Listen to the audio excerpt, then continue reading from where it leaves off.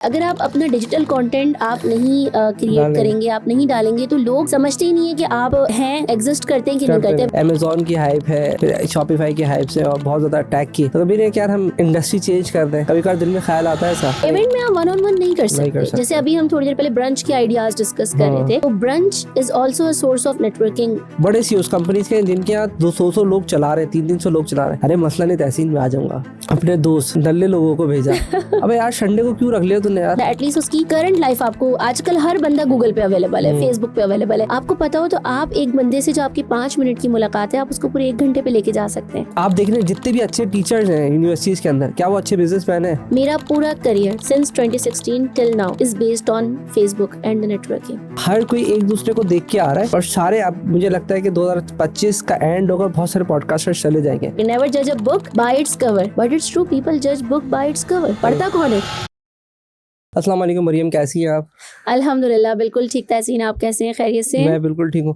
मेरे ख्याल से तो इंट्रोडक्शन आपको करना चाहिए था, बिकॉज मैंने आपको देखा है स्टेज पे बड़े तरीके से करते हैं। आज के हमारे गेस्ट हैं TCN मैं ऐसे करता हूँ जैसे आप करती है। आज के हमारे गेस्ट हैं TCN के मेंबर, और मरियम आज हमारे साथ मौजूद है। इनका हम शुक्रिया अदा करते हैं आने में। ऐसे ही करेंगे ना? अच्छा, वैसे मैं यूजुअली आपको बताऊं, मेरे लिए बड़ा कोई अनकंफर्टेबल होता है when I set on the interviewer side ना। मतलब मैं इंटरव्यू करते हुए मैं बड़ी कंफर्टेबल होती हूँ, लेकिन when I became the guest तो मेरे लिए बड़ा मुश्किल हो जाता है। और आज वही टफ टाइम है आपके साथ, क्योंकि मुझे ज़्यादातर इंट्रोड्यूस करने की आदत है। You know, I am a kind of person, या कुछ पर्सनालिटीज ऐसी होती हैं जो कि ग्रेटिट्यूड शो करने की आदी होती है। They can't receive the respect but they show the respect. तो मैं उनमें से हूँ, तो मेरे लिए आज थोड़ा मुश्किल होगा। मैं हमारे ऑब्जेक्टिव पे आते हैं। पहले मेरे सवाल आपसे जो है मैं जल्दी कर लेता हूँ। मुझे अक्सर कमेंट भी आता है कि यार गैस को तो बोलने दिया और को पूरी बात। मेरा जो सवाल आपसे है कि यार आप उनके नाम की प्रोनाउंसिएशन की टेंशन नहीं होती आपको कभी? नहीं, नाम प्रोनाउंसिएशन की कभी ऐसा मिसाल के तौर पे किसी का नाम जैसे तहसीन था, तहसीन, जैसे कुछ लोग होते तहसीन कर देते हैं, तहसीन बिल्कुल, तो तहसीन कर देते हैं, ठीक है ना। और कुछ लोगों के प्रोनाउंसिएशन के इश्यूज, तो किसी ने कभी आके बोला नहीं कि यार आपने नाम का गलत प्रोनाउंसिएशन? नहीं, यूजुअली मेरा ये होता है, कभी भी कोई इवेंट है, कोई प्रोग्राम है, तो गेस्ट लिस्ट ऑलरेडी मेरे पास होती है कि कौन लोग आ रहे हैं, तो मैं उनकी प्रोनाउंसिएशन चेक कर लेती हूँ। अदरवाइज मेरा एक बहुत अच्छा तरीकेकार है कि गलती करने से बेहतर है आप किसी से जाकर पूछ लें। तो जब गेस्ट आकर बैठते हैं मैं उनसे पूछ लेती हूँ। एक मेरे लिए काफ़ी चैलेंजिंग था जब मैं काउंसलेट के प्रोग्राम्स होस्ट करना स्टार्ट हुई थी।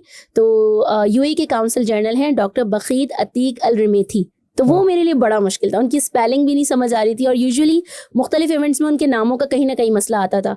तो हो जाता है कभी कभी कुछ नेम्स की प्रोनाउंसिएशन का, लेकिन अगर आप उसको पहले से आइडेंटिफाई कर लें, आपने पढ़ा हुआ हो कौन आ रहा है, उसकी रिस्पेक्ट मैटर कितनी करती है, तो आप उससे जाकर पूछें, आपके लिए ईजी होता है।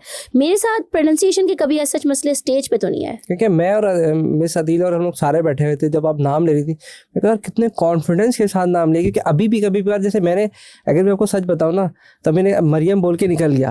हाँ। अगर आपने स्टार्टिंग में देखा ना, तो मैं क्या करता हूँ, किसी से पूछता हूँ, भाई देख ये वाला नाम, जैसे अगर किसी का सर नेम कुछ और है, तो यार एक नाम ले लूँ, मसला तो नहीं है ना? पता हाँ ठीक है, मसला नहीं है। तो मैं भी उसके सेकंड नेम में थोड़ा सा घबरा जाता हूँ कि यार ऐसा ना प्रोनाउंसिएशन गलत हो जाए, तो सामने बेस्ट यही है कि जो चीज़ आपको बेहतर आ रही है ना, हाँ, आप वो कहें। जो नहीं आ रही, जैसे सिंधी कास्ट होती है, तो उसमें काफ़ी सारे नेम्स ऐसे हैं। Since I married to a Sindhi family, तो मेरी कास्ट तो मल्ला है जहाँ मेरी शादी हुई है। अब देखे ना मल्ला, अब मैं बोलूँगा मल्ला तो मैं ऐसा ना यार गड़बड़ ना हो जाए। नहीं, एक कास्ट ऐसी है, मैं उसका नाम अभी पॉडकास्ट में नहीं ले सकती, मेरे लिए भी बड़ा मसला हो जाएगा। उसका नाम ही मुझे लेना नहीं आता, वो बड़ी मुश्किल कास्ट है। और मेरे हस्बैंड के फ्रेंड्स हैं, मेरे अपने दोस्त हैं, उनकी वो कास्ट है।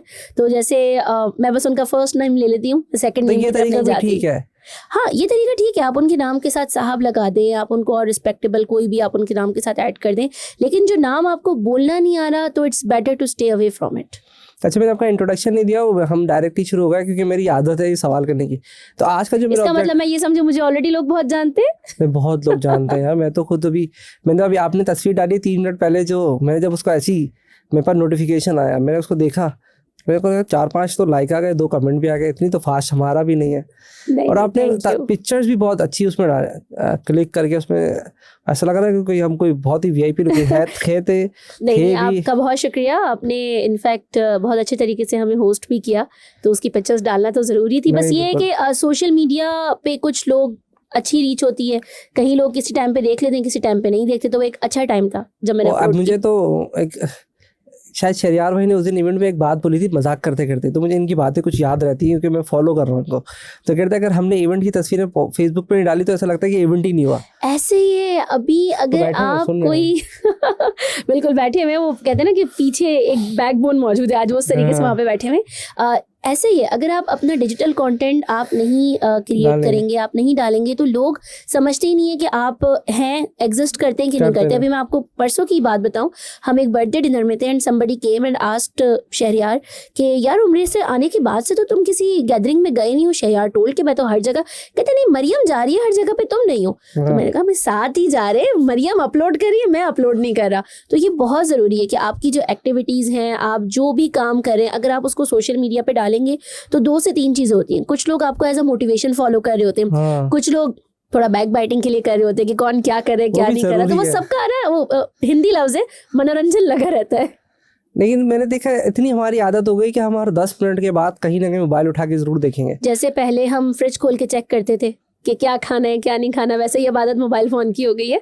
आप अपने आप को रोक ही नहीं सकते। ये I think generation to generation हमारे अंदर जो जीन्स चेंज होती है ना, मुझे ऐसा लगता है मे बी जो साइंस से ताल्लुक़ रखते हो या जो इन चीज़ों के ऊपर काम कर रहे हैं उनके पास अपनी कोई एक रिसर्च हो, बट आई थिंक जैसे जैसे जनरेशन आगे बढ़ती हैं तो हर जीन्स के अंदर कोई ना कोई चेंजिंग्स आ रही होती हैं।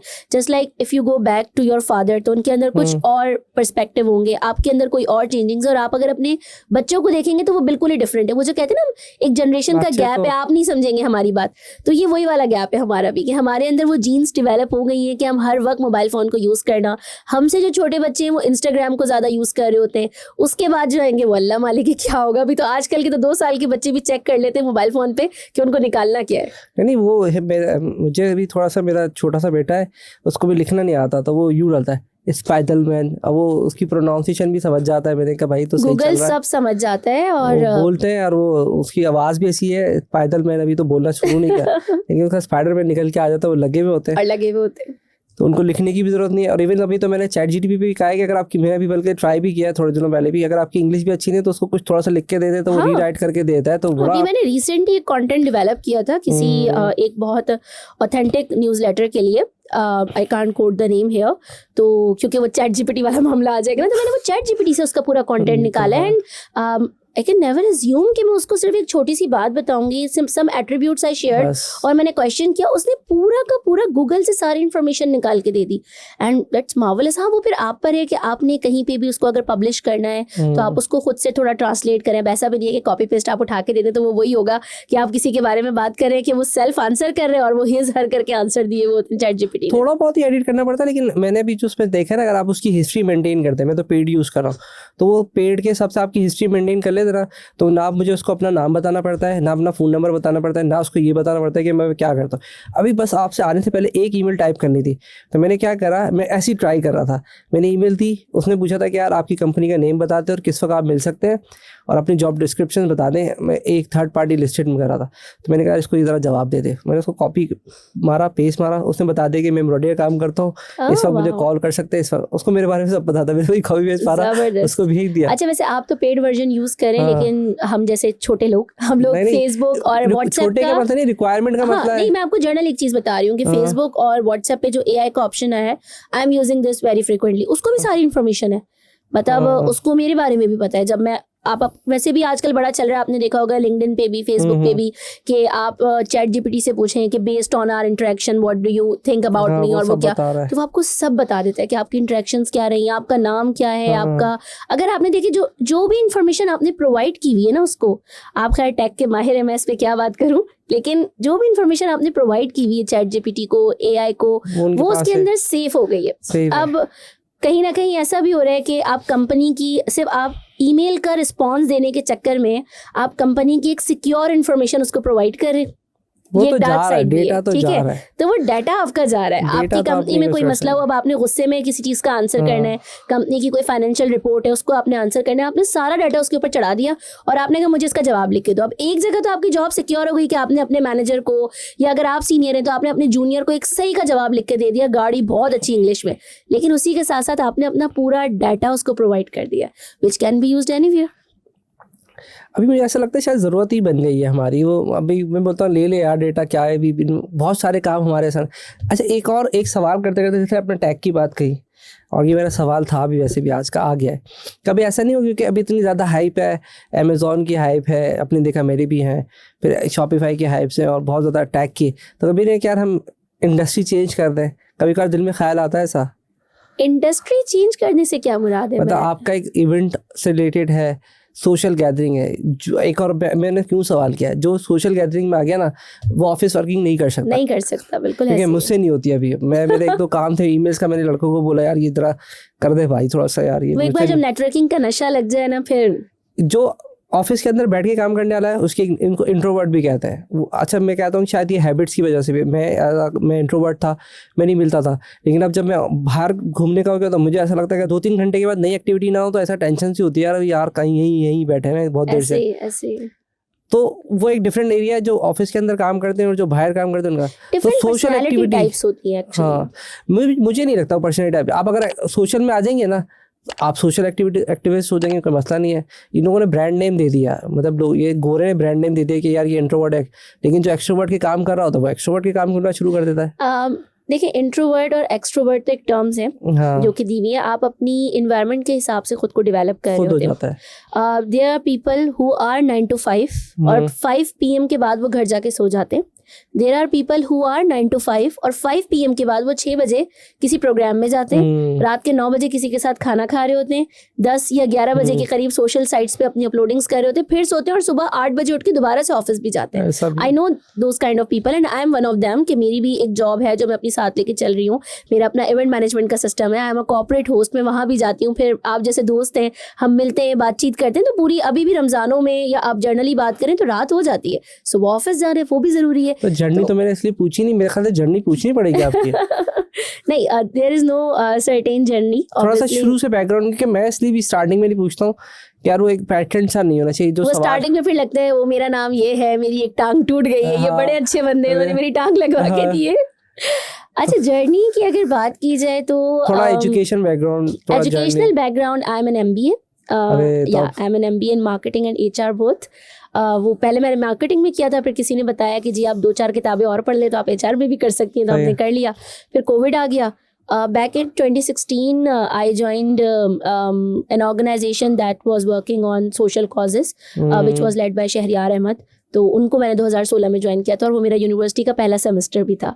तो वहाँ से फिर एक जर्नी शुरू हुई। I was very fond of stage activities. 2016 में ज्वाइन किया, ग्रामेटिकल मिस्टेक है मेरे ख्याल से आप। अच्छा जी, आप सही कर दे। नहीं समझी आप मेरा पॉइंट। 2016 में ज्वाइन, हाँ मैं समझ गई आपकी बात, बिल्कुल ज्वाइन तब किया था और साथ ही जो है वो 2023 में बन गई। 2016 में ज्वाइन किया, मैंने ज्वाइन किया है, तो आपने कहा ज्वाइन किया था, तो अच्छा, ऐसा पास में चल किया है। हाँ। अच्छा जी, 2016 में मैं यूनिवर्सिटी, मेरा पॉइंट समझ गए ना, मजाक में बोला, समझ गई हूँ मैं, बिल्कुल समझ गई हूँ। और जो आपको जानते हैं वो तो समझ गए, वो तो सारे लोग समझते हैं, बिल्कुल ऐसे ही। तो उसमें मेरा यूनिवर्सिटी का फर्स्ट सेमेस्टर था। I was very fond of stage activities, meeting people, networking and all. तो वहाँ से एक सफर शुरू हुआ, गवर्नमेंट इदारों के साथ काम किया, बहुत सारे डाइवर्सिफाइड पोर्टफोलियो पे रही। I was the previous corporate consultant, मैंने कॉर्पोरेट कंसल्टेंसी काफी कंपनीज के साथ काम किया। फिर कॉर्पोरेट होस्ट बनने का मौका मिला, तो वो एक थोड़ा ज्यादा मजा उसका लग गया और मुझे लगा कि मैं उसमें बहुत अच्छी भी हूँ। फिर नेटवर्किंग, PR फील्ड की जानिब आई। Now I am part of some organisations and other than this मैं अपना भी साथ साथ काम लेके चल रही हूँ। इवेंट मैनेजमेंट का भी है, कॉर्पोरेट साइड पर भी है, लाइजॉन है, इंडस्ट्रियल एक्सपर्टीज है, तो lot of thing on the plate. जब आप बेसिक, मुझे लगता है कि जब आप नेटवर्किंग साइड पर आ जाते हैं ना, तो बहुत सारी चीज़ें आपके लिए ईजी हो जाती हैं, बहुत सारे प्रोजेक्ट्स आपके लिए एग्जीक्यूट करना ईजी हो जाते हैं। फिर ऐसा नहीं होता कि आप किसी एक साइड पे रहें, आपका डाइवर्सिफाइड पोर्टफोलियो हो जाता है। तो थकावट नहीं होती क्योंकि इतना ज़्यादा जॉब्स भी है, काम भी है। When you follow your passion, कोई थकावट नहीं होती। क्योंकि मैंने आपको देखा, मैंने आपको 4 दफ़ा बोला उस्तादी के बाद कि भाई देखिए प्रेशर नहीं है। बिल्कुल मुझे याद है। मैंने कहा प्रेशर नहीं है, मैं तो बैठा हूँ ऑफिस में, मुझे तो मसला नहीं है, आप रात में आ जाए। तब मैंने कहा नहीं मैं आ जाऊँगी।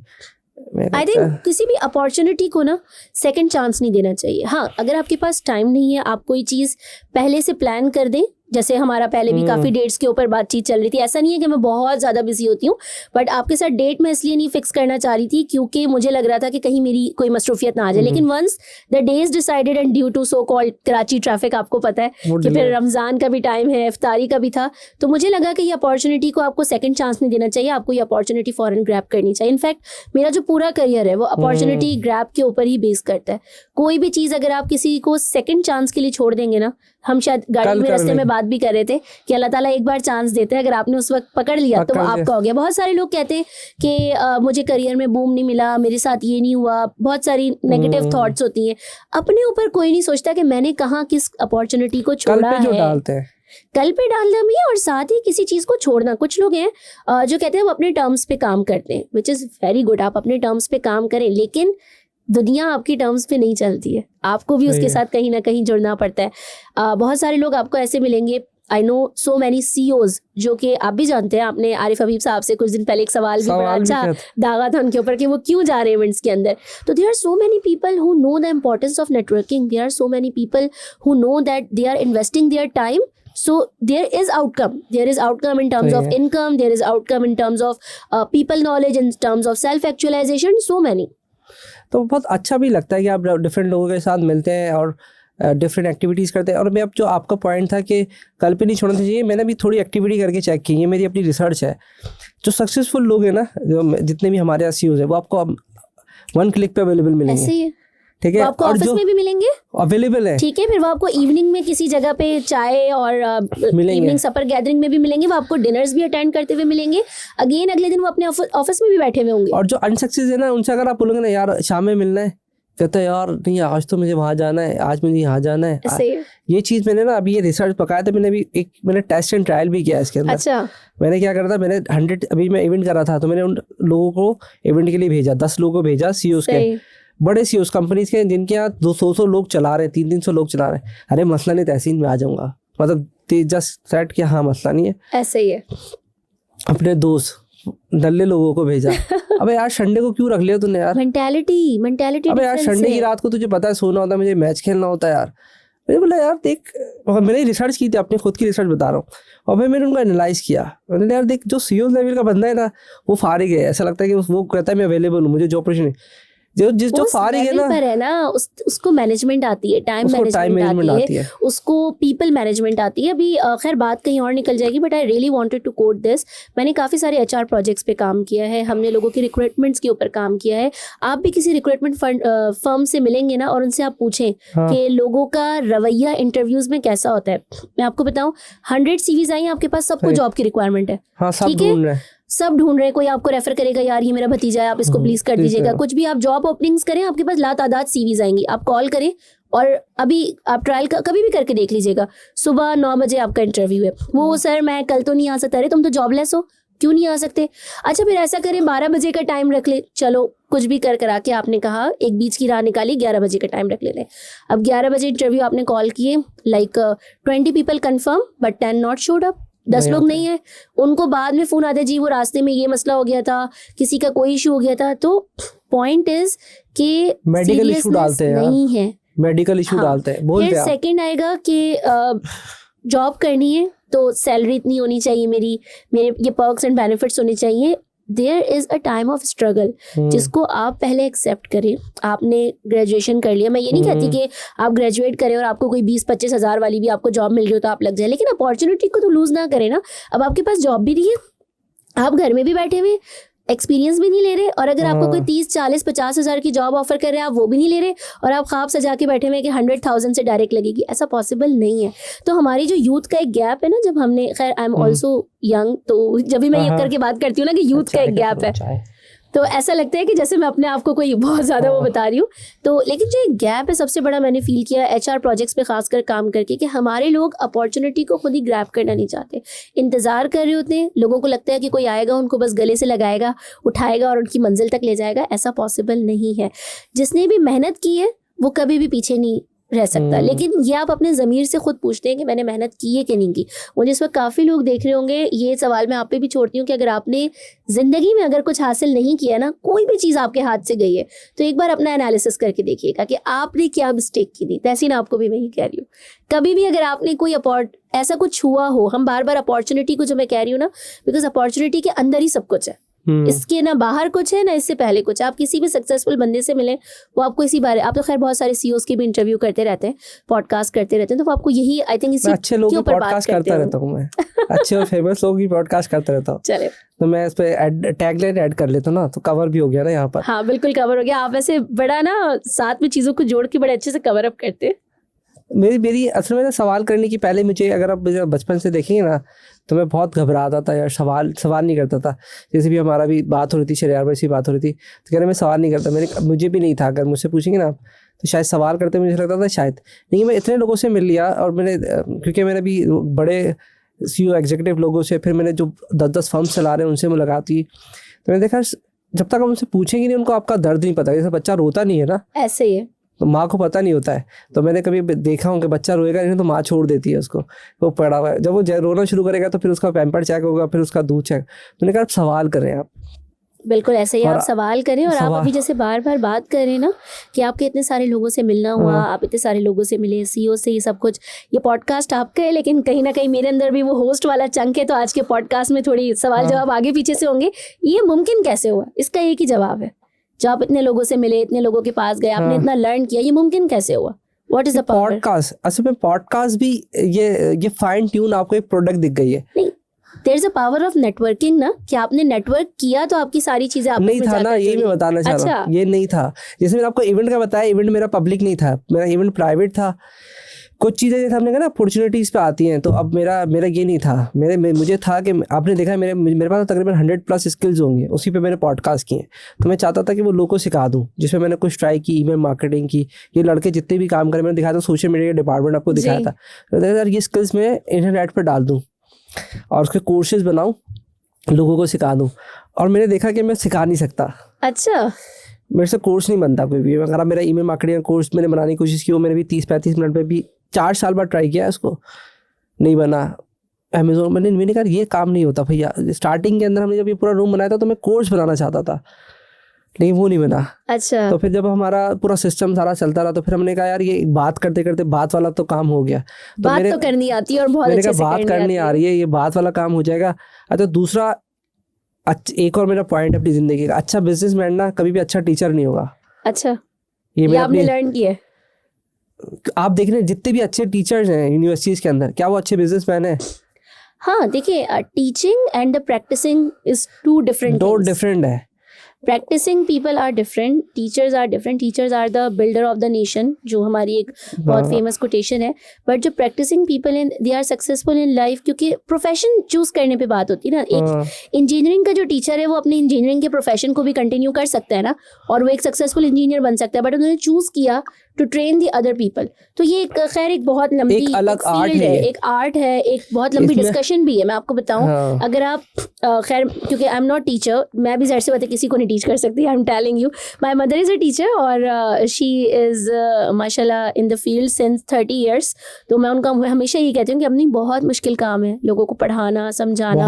हम तो किसी से 2 मिनट बात करें, हमारी बात ना समझे, हम कहते हैं हाँ आप ठीक कह रहे हैं, बस यही सही है, हम आपको नहीं समझा सकते।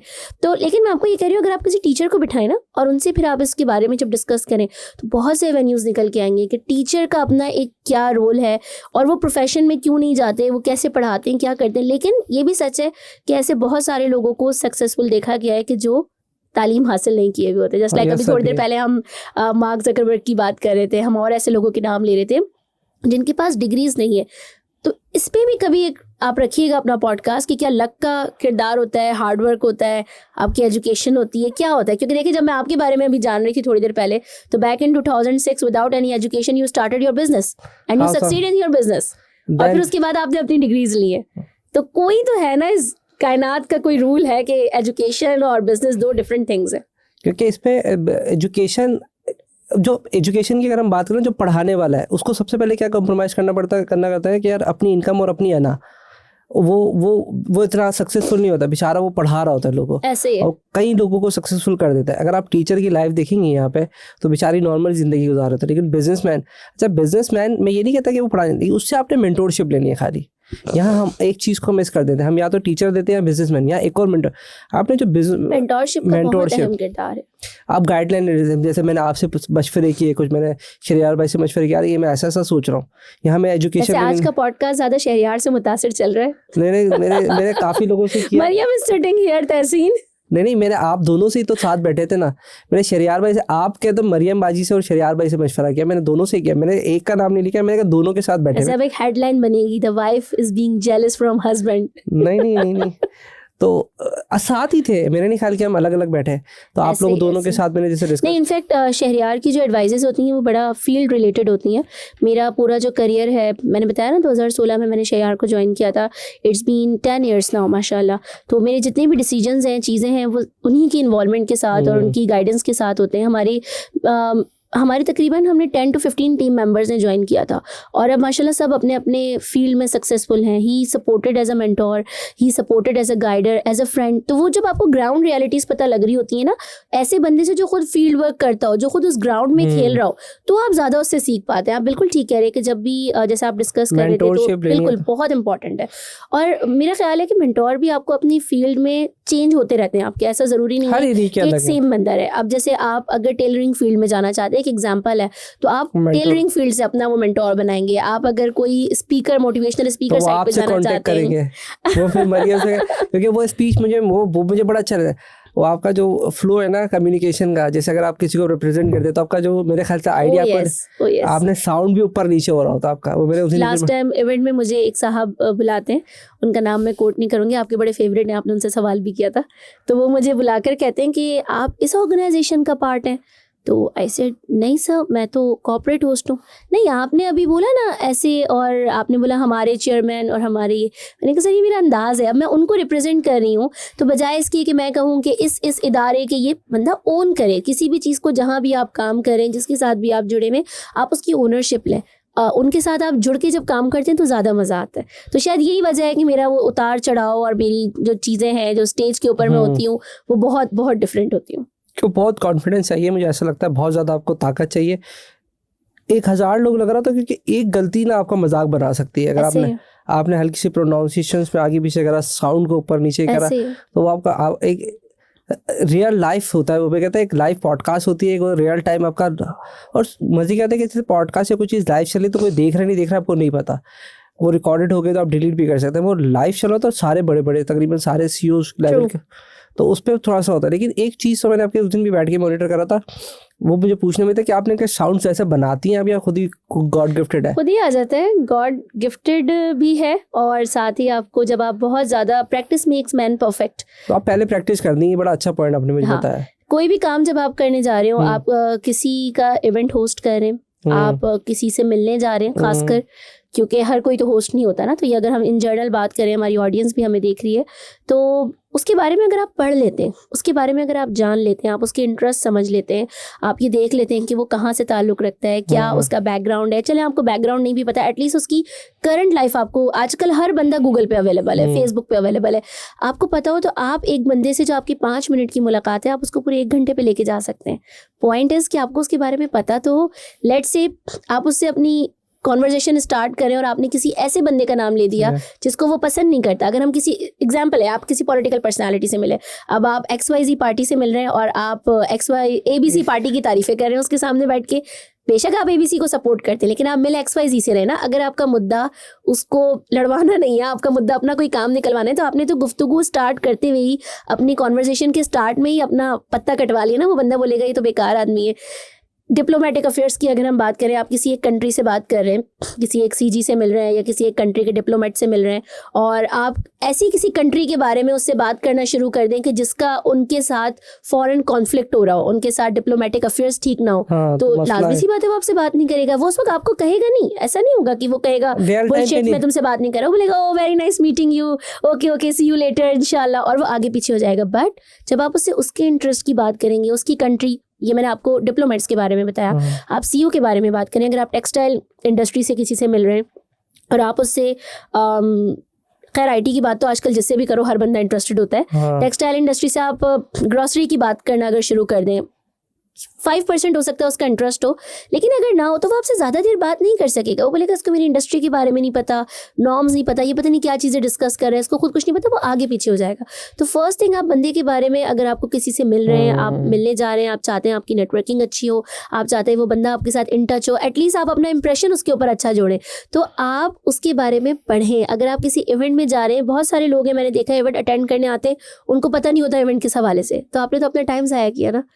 तो आप एटलीस्ट जैसे दायरे पिक्चर्स के लिए आते ज़्यादातर मैंने देखा है कि नया ट्रेंड है। पिक्चर्स के लिए भी तो पता होना चाहिए हो क्या रहा है यहाँ पे। आप फेसबुक आप देखें, अल्लाह माफ़ करे भरा पड़ा होता है, इसको सेंसर लगा दीजिएगा, ये मैं सिर्फ आपसे बात कर रही हूँ। अब एक शील्ड दी गई है आपको और आप उसको लिख के लगा रहे हैं कि जी मुझे अवार्ड मिले। हाँ दैट्स हाउ थिंग्स वर्किंग। ये तो काटने वाली बात नहीं, तो नॉर्मली सबको पता है। अब अवार्ड भी कैसे मिलता है ये भी आपको पता है। बहुत लंबी डिबेट है ये।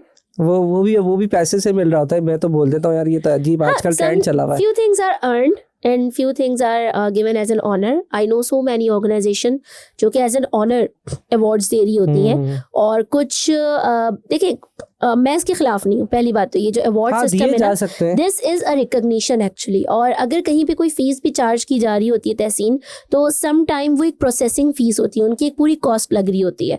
अगर कोई एक अच्छा इवेंट कर रहा है, एक अच्छा प्रोग्राम कर रहा है और वो आपसे कुछ उसके चार्जेस ले रहा है, ठीक है, मैं किसी को भी इस वक्त सपोर्ट नहीं करी, ना मैं क्रिटिसाइज कर रही हूँ, लेकिन क्योंकि मैं खुद एक ऑर्गेनाइजर हूँ ना, तो ये चीज़ मुझे ज़्यादा बेहतर थोड़ा सा आइडिया है कि आपका एक बहुत खर्चा हो रहा होता है। There are no free lunches कि आप किसी को बुलाएं और आप बस उसको लंच कराएं और बस अल्लाह अल्लाह खैर से अल्लाह। देखिए एक बंदा, एक इदारा, मैंने कभी अवार्ड शोज नहीं किए, मेरी ऑर्गेनाइजेशन ने कभी नहीं किए, बट फिर भी मैं इस बात को सेकंड करूंगी कि एक बंदा जो अवार्ड प्रोग्राम ऑर्गेनाइज कर रहा है, वो किसी को रिकॉग्निशन देने के लिए सारे लोगों को जमा कर रहा है, इतना खर्चा कर रहा है, there is a processing fee. Internationally भी अगर आप किसी अवार्ड के लिए अप्लाई करते हैं ना, तो वो एक प्रोसेसिंग फीस होती है जो आपको पे करनी होती है, वो अवार्ड देने की जमानत नहीं होती। तो वो एक थोड़ा सा अलग कॉन्सेप्ट है।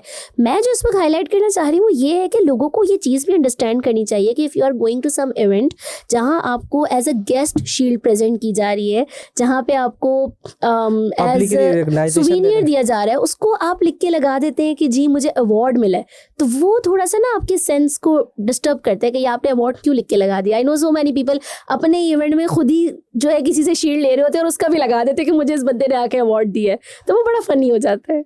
चल रहा है, मैंने भी रिसेंटली देखा था, तो वो लेकिन पता चल जाता है क्या चल रहा है, लेकिन मुझे थोड़ा सा कंफ्यूजन इस साइड पर होती है कि वो मिस यूज करते हैं कभी कभार ना, तो बस वो ना करें। इंफॉर्मेशन मिस यूज बहुत है, मिसलीडिंग हम इसको कहें तो वो ज्यादा बेटर है कि लोग मिसलीड कर रहे होते हैं।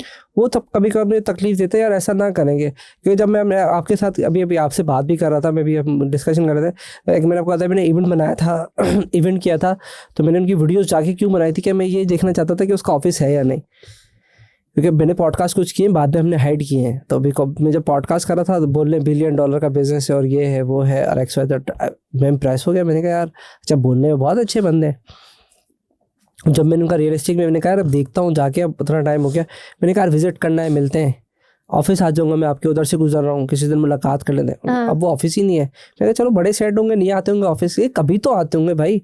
तो फिर बोलने लगे नहीं यार वो आजकल मैं घर से काम कर रहा हूँ। तो यार तुम्हारा इतना सा ऑफिस है और वो तुमने फिर मैंने पॉडकास्ट में हटाई है। अच्छा मुझे लिटरली लोगों ने फिर बीच में मुझे ना ये हुआ, तो मुझे बोले यार वो तो उनका तो बहुत अच्छा बिजनेस। मैंने कहा यार ये मैं तो गलत बिजनेस, आप जो प्रिटेंड करेंगे या मुझे जो इन्फॉर्मेशन देंगे जो आपके फेसबुक पे लिखी है, तो मैं तो वही, आप तो वही समझेंगे ना। सही बात है। आपने बोला मैं 18 साल से कर रहा हूँ, मैंने 25 कंपनीज को सपोर्ट किया और मेरे ये हैं और मैंने उनको $1 बिलियन की सेल्स ला के दी है। बेसिकली तो आपने मुझे झूठ बोल के मेरे प्रोग्राम में आगे आपने खुद सेल्स जनरेट कर ली ना, आपने रेवेन्यू जनरेट कर लिया।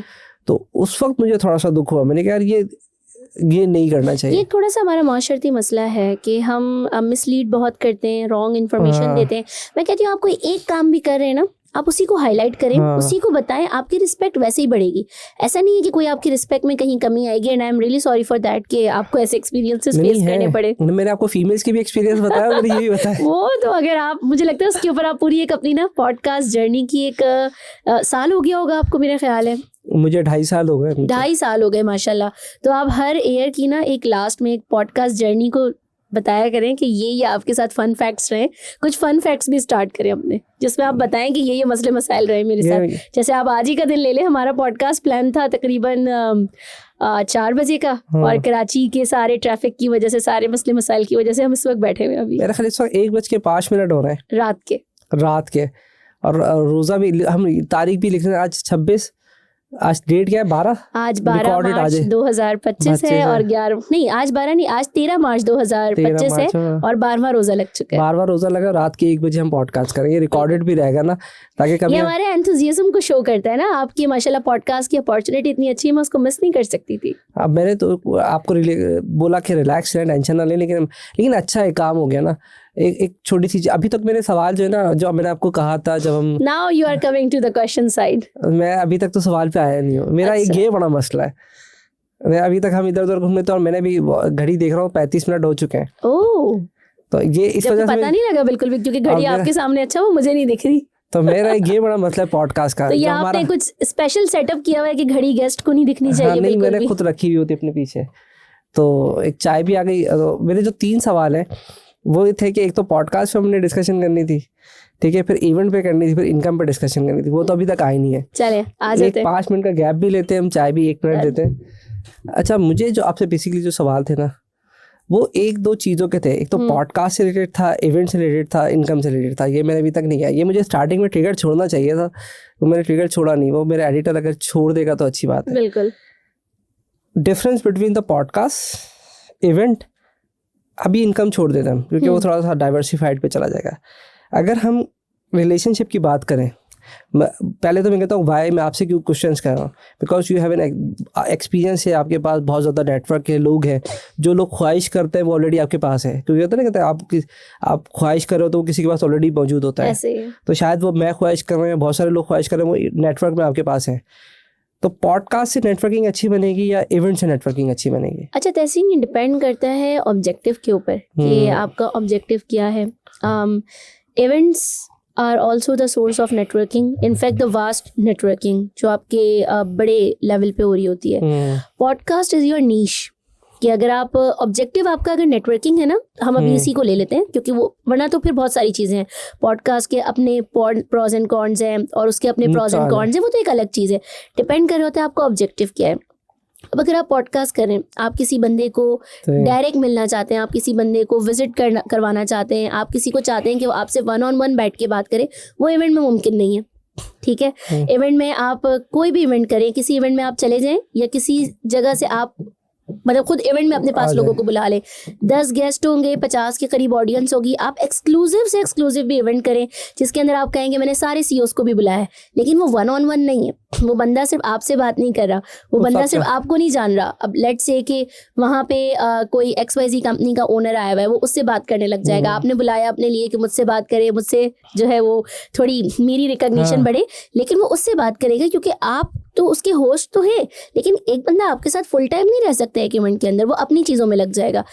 As part of this objective of networking to become closer, तो वो आपका पॉडकास्ट ऑब्वियसली एक बहुत बहुत इंपॉर्टेंट टूल है।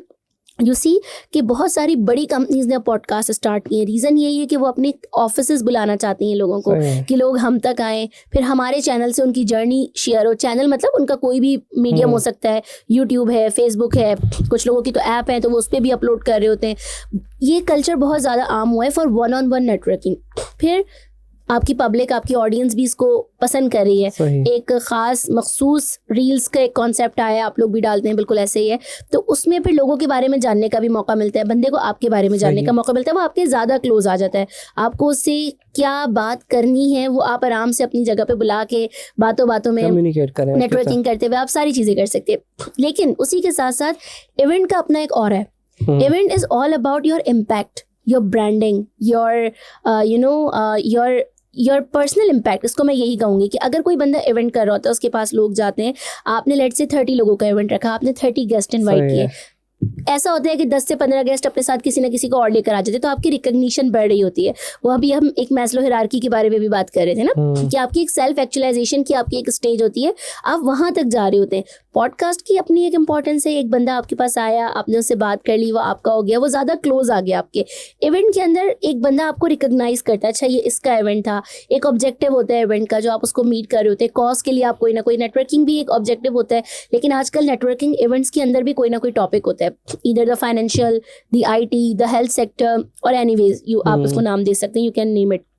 तो उसमें एक अलग आपकी ब्रांडिंग डेवलप हो रही होती है, आपसे लोग अलग तरीके से मिल रहे होते हैं कि अच्छा भाई ये तहसीन साहब हैं, इन्होंने ये इवेंट ऑर्गेनाइज किया है, अच्छा तो फिर उनके और दोस्त हैं, अच्छा इन्होंने IG को भी बुलाया हुआ है, अच्छा इन्होंने XYZ मिनिस्टर को भी बुलाया हुआ है, ओहो ये तो। अब जब आप किसी के साथ बैठेंगे, आप उसको खुद तो नहीं बताएंगे ना, जी मैं IG को भी जानता हूँ, जी मैं जो हूँ वो XYZ मिनिस्टर को भी जानता हूँ, मैं तो जो है वो 15 से 20 CEOs को साथ लेके चल रहा हूँ। तो बहुत बुरा लगता है कि आप किसी को पर्सनली ऐसा बताएं। तो इवेंट्स के थ्रू आप अपनी वो पावर, वो अपना इम्पैक्ट भी शो कर रहे होते हैं लोगों को, साथ ही जो ऑब्जेक्टिव आप मीट करना चाह रहे हैं उस इवेंट के जरिए वो आप पूरा कर रहे होते हैं। फिर और लोग आपके साथ जुड़ते हैं। जब वो पिक्चर, अगर आप सिर्फ मेरे साथ अभी ये पिक्चर डालेंगे सोशल मीडिया पे, तो मेरा और आपका एक कनेक्शन शो हो रहा है, लेकिन जब आप एक इवेंट के अंदर 10-5 लोग आपके साथ खड़े हैं, वो जो हम पिक्चर्स की बात कर रहे थे ना कि आजकल सोशल मीडिया पे हर चीज डालना जरूरी है, तो वो आपकी क्रेडिबिलिटी, आपकी रिलायबिलिटी को भी बढ़ाता है। आप मेरी और अपनी डालेंगे तो जो लोग मुझे जानते हैं, अगर उनको कभी भी आपके साथ कोई काम करना होगा, तो वो एटलीस्ट अगर उनको सेफ साइड कोई कॉल करना है तो वो मुझसे पूछ लेंगे कि भाई आप तहसीन के साथ ही हमने पिक्चर आपकी देखी थी। तो ये एक बंदे के साथ आपका रिलेशन क्रिएट हुआ। इवेंट के अंदर बहुत सारे लोग कहेंगे कि ये लोग पिक्चर्स के बारे में बात कर रहे हैं, आजकल तो पिक्चर का ही बस दौर चल रहा है, बट पिक्चर्स बहुत इंपॉर्टेंट है। जब आप इवेंट की पिक्चर डालते हैं, जंगल में मोर नाचा किसने देखा, आपके 100 लोग आए इवेंट में, 200 लोग आए इवेंट में, इवेंट खत्म हो गया ना, 3 घंटे का इवेंट था, 5 घंटे का इवेंट था, 10 घंटे का इवेंट था, ऑल्दो 8 घंटे का होता है हद से हद भी, लेकिन अगर 10 घंटे का भी इवेंट था वो खत्म हो गया, वो रैप हो गया। उसके बाद आपके कनेक्शंस बिल्ड होते हैं थ्रू सोशल मीडिया। आप पिक्चर्स डालते हैं, लोगों को टैग करते हैं, लिंक्डइन पे टैग करते हैं, कंपनीज एक दूसरे को देखती हैं। अब अगर हम एग्जाम्पल सिर्फ नाम ले रहे हैं, मैं कोशिश करती हूँ किसी ब्रांड्स के नेम ना लूँ, लेकिन फिर भी लेने पड़ते हैं आपको, ज़्यादातर XYZ होता रहेगा, वरना आपने अलकरम को टैग कर दिया। अब आपका खुद एक एम्ब्रॉयडरी का और चीज़ों का काम है, कल कला को आपका अलकरम के किसी भी बंदे से, डिपार्टमेंट से काम पड़ता है, आप CEO से तो बात नहीं करेंगे ना कि मुझे ये काम है आपसे, आपका उसके किसी भी बंदे से डिपार्टमेंट से काम पड़ता है, वो अगर आपको लिंक्डइन पे सर्च करता है, आप उसके CEO के साथ आपकी पिक्चर उसको दिख जाए, आप बताएं उस पर क्या इंप्रेशन क्रिएट होगा? बहुत आपको रिस्पॉन्ड बहुत अच्छा देगा। सबसे पहले चाहे आप उस इवेंट में मिले उस बंदे से, तो ये एक रिलेटिवनेस क्रिएट हो रही होती है, क्रेडिबिलिटी क्रिएट हो रही होती है। फिर आप जब किसी से मिलते हैं वो दूसरों को भी बताता है, फिर आप और इवेंट्स में, जरूरी नहीं है कि आप अपने इवेंट्स ऑर्गेनाइज करें, आप जब दूसरों के इवेंट में भी जाते हैं, कुछ लोग होते हैं वो कहते हैं नहीं लोग हम तक ही चल कर आए, बस हमने कहीं नहीं जाना, ऐसा पॉसिबल नहीं है, आपको भी दूसरी जगहों पे जाना पड़ता है और लोगों से मिलने के लिए, अपने नेटवर्क को बड़ा करने के लिए। जैसे अभी आप बता रहे थे कि फ्राइडे को एक कंपनी का इवेंट है, आप वहां पर जा रहे हैं, तो वहां आप और नए लोगों से मिलेंगे, तो वो आपकी नेटवर्किंग को और बूम दे रहा होता है। फिर वो आप पे डिपेंड करता है आप किसको कितना क्लोज लाना चाहते हैं। जैसे दिन में आप 100 लोगों से मिलते हैं, 100 के 100 लोगों से आप उसी दिन क्लोज नहीं आ सकते। कुछ लोग होते हैं जिनको आप मैसेज करते हैं, कोई आपको अगले दिन जवाब दे देता है, कुछ लोग आपको जवाब ही नहीं देते, कुछ लोगों को आप भूल जाते हैं, फिर कहीं और मिलते हैं तो याद आता है कि यार ये बंदा था, तो कहीं ना कहीं वो बंदा आपके साथ जुड़ जाता है। इवेंट्स का मुझे एक ही बेनिफिट लगता है, but depend on the objective कि आपका ऑब्जेक्टिव क्या है। हमने सबसे स्टार्ट में यही बात की कि अगर आपका ऑब्जेक्टिव नेटवर्किंग है, टू क्लोज द पीपल है, तो फिर ये दो चीज़ें आपको इस तरीके से डिफरेंशिएट। मैं समराइज कर लेता हूँ ना, उसको समराइज ऐसे करते हैं कि पर्सनल 1-on-1 रिलेशनशिप किसी के साथ बनाना है और चाहते थोड़ा सा टाइम, जैसे अब आपके साथ इतना टाइम गुजारा, पूरा दिन ही समझ लें, आज का पूरा दिन ही गया हमारा, ऐसे ही है, तो एक रिलेशनशिप बिल्ड हो गया। फिर बल्कि नई नई दिमाग में आइडियाज़ आते रहे। मैंने आपको बोला यार वो एक आइडिया ये था, अभी ये वाला आइडिया कर लेते हैं, आपने ये भी बोला कि कैमरा यही ऑफिस में लगा लेते हैं, क्योंकि सारी बातें तो यही डिस्कस हो रही है। तो वो डिस्कशन से फिर आपका, तो किसी के साथ आपका क्लोज रिलेशनशिप, लेकिन अगर किसी के साथ क्लोज रिलेशनशिप करना है तो आप साथ बैठेंगे, उसके साथ 1-to-1 कम्युनिकेशन करेंगे। इवेंट में आप 1-on-1 नहीं कर सकते। जैसे अभी हम थोड़ी देर पहले ब्रंच के आइडियाज डिस्कस कर रहे थे, तो brunch is also a source of networking and very efficient networking thing, क्योंकि खाना, डिनर, लंच, आजकल आपने देखा है कि एक साथ डिनर की 4-5 दावतें होती हैं, लंच की तो खैर कोई आता ही नहीं है, ज़्यादातर लोग सो रहे होते हैं और जो जाग रहे होते हैं वो ऑफिस में बैठे होते हैं, वो वैसे भी नहीं आ सकते। तो ब्रंच इज़ एन अपॉर्चुनिटी जिसकी जो एक बहुत अच्छा कल्चर भी डेवलप हो रहा है। सेकेंड, एक बहुत अच्छा कल्चर अब हमारे यहाँ आ रहा है which is very good and I want कि ये इस तरीके से चीज़ें आगे बढ़ें, वो ये कि नो स्पेशल गेस्ट कल्चर। आपने देखा होगा कुछ आप इवेंट्स में जाते होंगे जहाँ कोई स्पेशल गेस्ट नहीं होता, कोई गेस्ट ऑफ ऑनर नहीं होता, ऑल आर ट्रीटेड इक्वली। हाँ, कोई चीफ गेस्ट होता है लेकिन other all are treated equally. Round table system बहुत आ गया, सोफा कल्चर खत्म हो रहा है। आपने देखा होगा इवेंट्स के अंदर कि जितने भी लोग हैं वो फर्स्ट कम फर्स्ट बेसिस पे बैठ रहे होते हैं, no reservation kind of system. Corporate इसको बहुत अडॉप्ट करनी है, तो ये भी एक बहुत अच्छा कल्चर है। आपको सबके साथ मिल बैठने का मौका मिलता है। और जब हम टेबल की बात कर रहे हैं तो ये भी है एक एडवाइस है, आप किसी भी जब इवेंट में जाएं, किसी भी प्रोग्राम में जाएं तो ऐसी टेबल को सिलेक्ट करके बैठे कि जहां आपके जानने वाले लोग नहीं बैठे हुए। बड़ा मुश्किल होता है कि आप जाके अपनी बात कैसे इनिशिएट करेंगे, आप कैसे वो करेंगे। लेकिन देखिए, आप कहीं जा रहे हैं ना, अगर आपका पर्पस नेटवर्किंग है, अगर आपका पर्पस लोगों से मिलना है, तो अगर आप अपने ही दोस्त के साथ बैठे रहेंगे, उसी के साथ सारी गल्लां बत्तियां करके वहां से निकल आएंगे, तो कोई फायदा तो नहीं होने वाला ना। इसमें मैं पता है क्या, मैं लॉजिक क्या इस्तेमाल करता हूँ और मैंने देखा सक्सेसफुल है वो तरीका। मैं दो लोग बैठे, जैसे आप और मैं बैठे हैं, बोलूँगा यार आप इनमें से किसी को जानते हैं तो मुझे इंट्रोड्यूस करा दें। हाँ, ये बहुत अच्छा तरीका है। मैंने ये सबको ट्रेन कर रहा हूँ मैं आजकल। मतलब देखिए, मैं आप अच्छा मैं इन सबको जानता हूँ, XYZ जितने लोग हैं, आप इनमें से इनको इंट्रोड्यूस हैं, आप इनसे जानते हैं, मतलब मैं नहीं जानता, मैंने चला तुम्हें मिलाता हूँ। ऐसे तो मैंने ना ये ट्रिक अभी अपनाई है और मैं सबको एजुकेट करता हूँ कि ठीक है आप दोनों साथ बैठे, लेकिन आप दोनों को एक दूसरे, और वो मैंने उस दिन भी आप देखा कितना हमारा कितना बड़ा बिल्कुल इवेंट हैंड्स के जो हम इवेंट में थे, मेरा वो 8-10 लोग, क्योंकि मैं नहीं जानता था जिनको, मैंने कहा आप मुझे मिलाते हैं। यही तरीका है कि, लेकिन देखिए कहीं अगर आपका कोई जानने वाला मौजूद नहीं है तो आप क्या करेंगे? आप वहाँ साइड पे चुप करके बैठे रहेंगे। You should have your visiting card. मैं आपको नहीं कह रही, ये जर्नली हम सबके लिए बात करें कि कोई भी बंदा किसी भी इवेंट में जा रहा है, किसी भी प्रोग्राम में जा रहा है, वो अपने ऑब्जेक्टिव सबसे पहले क्लियर करे, मैंने करना क्या है, ठीक है। और ऑब्जेक्टिव भी स्मार्ट होने चाहिए, specific, measurable, achievable, responsibility and the time bound. ये सारी चीजें होनी चाहिए। पक्का वाला MBA किया है, ये सब हमने MBA में पढ़ा हुआ है। अरे नहीं, basically I am also working with commander Farhan Isa, doctor Farhan Isa Abdullah, who is the CEO of doctor Isa laboratory and diagnostic centres. तो उनके साथ हमारे काफी ट्रेनिंग सेशंस होते रहते हैं। तो बहुत पिक्चर्स देखी है, मैं पूछना ये सवाल कर लेता हूँ, तो बहुत पिक्चर्स मैंने आपको उनके साथ देखी हैं। हाँ, वो क्या एक्टिविटीज होती है उनकी आपके साथ? Actually I am part of Isa lab and I'm looking after the corporate management there and also the branch administrations। तो डॉक्टर फरहान ईसा के साथ जितना हमारा टाइम गुजरता है उसमें ज़्यादातर जो है वो ट्रेनिंग हमारी चल रही होती है, जिसके अंदर न्यू ट्रेंड्स हो गए, मैनेजमेंट टर्म्स हो गई, तो ये सारी चीज़ें वहीं से सीखे। वो कहते हैं ना, आप जिधर जिधर काम कर रहे होते हैं आपको कुछ ना कुछ सीखने को मिलता है। और no doubt commander doctor Farhani से इज अ पर्सनालिटी कि आप उनके साथ बैठे तो आप बहुत कुछ सीख रहे होते हैं उनके साथ। पॉडकास्ट करनी पड़ेगी उनकी भी। बिल्कुल, इंशाल्लाह आप उनको भी ज़रूर इन्वाइट करें। और तो उसमें काफ़ी चीज़ें ऐसी हैं, जैसे मैंने अपने स्मार्ट की बात की, ऑब्जेक्टिव्स की बात की, तो आप अगर किसी इवेंट में जा रहे हैं तो आप अपना विजिटिंग कार्ड ज़रूर लेकर जाएँ अगर आपका नेटवर्किंग ऑब्जेक्टिव है। अगर नहीं है, आप जर्नली जा रहे हैं समथिंग एल्स, लेकिन कहीं से अगर कुछ गेन करना है, कोई आपको कैसे जानेगा, कोई आपको कैसे याद रखेगा? किसी से भी मिलने का, जैसे आप अभी कह रहे थे ना, मैं किसी और को कहता हूँ कि मुझे आप इंट्रोड्यूस करें, और मैंने कहा अगर कोई बंदा आपके साथ नहीं है तो आप कैसे किसको कहेंगे? सबसे अच्छा तरीका है, सर ये मेरा विजिटिंग कार्ड है, मैं ये हूँ। अगला बंदा लाजमी आपको अपना विजिटिंग कार्ड देगा। या आप आजमा के देख लीजिए, आप किसी को अपना विजिटिंग कार्ड दें, सामने से वो आपको अपना विजिटिंग कार्ड जरूर देगा। अब आप डायरेक्ट अगर से विजिटिंग कार्ड मांगे, मुझे अपना नंबर दे दे, मैंने आपसे रब्ता करना है, वो बड़ा इलॉजिकल सा लगता है और अच्छा भी नहीं लगता। आप किसी से डायरेक्टली उसका नंबर मांग लें, विजिटिंग कार्ड दें, अगले का विजिटिंग कार्ड लें, उसको फिर उसी दिन मैसेज करें। हमारा एक सबसे बड़ा मसला ये है, देखिए एक तो वो लोग हैं जिनको ज़रूरत नहीं है, एक वो लोग हैं जिनको ज़रूरत है लोगों से मिलने की, अपने लोगों को स्ट्रॉन्ग करने की, अपनी क्रेडिबिलिटी बढ़ाने की। सबसे बड़ा मसला ये, हम लोगों से मिलते हैं, हम फिर भूल जाते हैं, हम उस बंदे से रब्ता भी नहीं करते। अगले इवेंट में एक्सपेक्ट करते हैं कि यार इसने तो मुझे पहचाना ही नहीं, फिर बात करने की भी हिम्मत नहीं करते कि ये तो मुझसे बात नहीं कर रहे। आपने उनसे रब्ता किया? नहीं किया। आपकी नीड है कि आप उनसे रब्ता करें, मैसेज करें, सोशल साइट्स पे आप उनको कनेक्ट कर लें, अगर उनके साथ कोई पिक्चर है आप डालें, आप उनको टैग कर दें, आपका ऑरा खुद ही बिल्ड होता रहेगा। और मैं तहसीन आपको बताऊँ, मेरा पूरा career since 2016 till now is based on Facebook and the networking. I met Shehryar over the Facebook. मैंने A&I ग्रुप ऑफ कंपनीज़ के साथ बहुत एक्टिवली काम किया, और इनफैक्ट मेरा करियर ग्रोथ जो है वो बहुत अच्छा हुआ है A&I के साथ। इमरान आरिफ साहब is the CEO and I met him over the Facebook. Doctor Farhan Isa Abdullah, I am working with him currently and I am fortunate to be part of his organisation. I met him over the Facebook. बहुत सारे ऐसे लोग हैं जिनसे हम event में मिलते हैं, हम उनसे बात नहीं कर पाते। हम देखिए, हम तो लर्निंग फेज में है ना, और कभी कभी जब कोई, जैसे आपने मुझसे मेरी जर्नी के बारे में बात की ना, अगर आप इसको बाद में मेरी वीडियो देखेंगे तो आप बोलेंगे मरियम ने तो बस ज़रा सा अपने बारे में बताया, बस ये किया। There are lot of things, but मैं खुद को समझती हूँ कि मैं लर्निंग फेज में ही हूँ। मुझे ये याद नहीं रहता मैंने कहाँ पे कौन सी डेजिग्नेशन पे काम किया, कौन सी कहाँ पे क्या चीज़ की। मुझे बस ये पता है कि still I am on the learning phase. You meet so many people जो आपको बताएंगे मैंने ये किया, मैंने ये किया, मैंने ये किया, मैंने ये किया। तो मैं स्मॉल स्टेप्स नहीं गिनती कभी भी। आई ऑलवेज क्लाइम कि मैं इस फ्लोर तक अब पहुंच चुकी हूँ और अब इस फ्लोर तक पहुंचना है. Success is a journey, it's not a destination.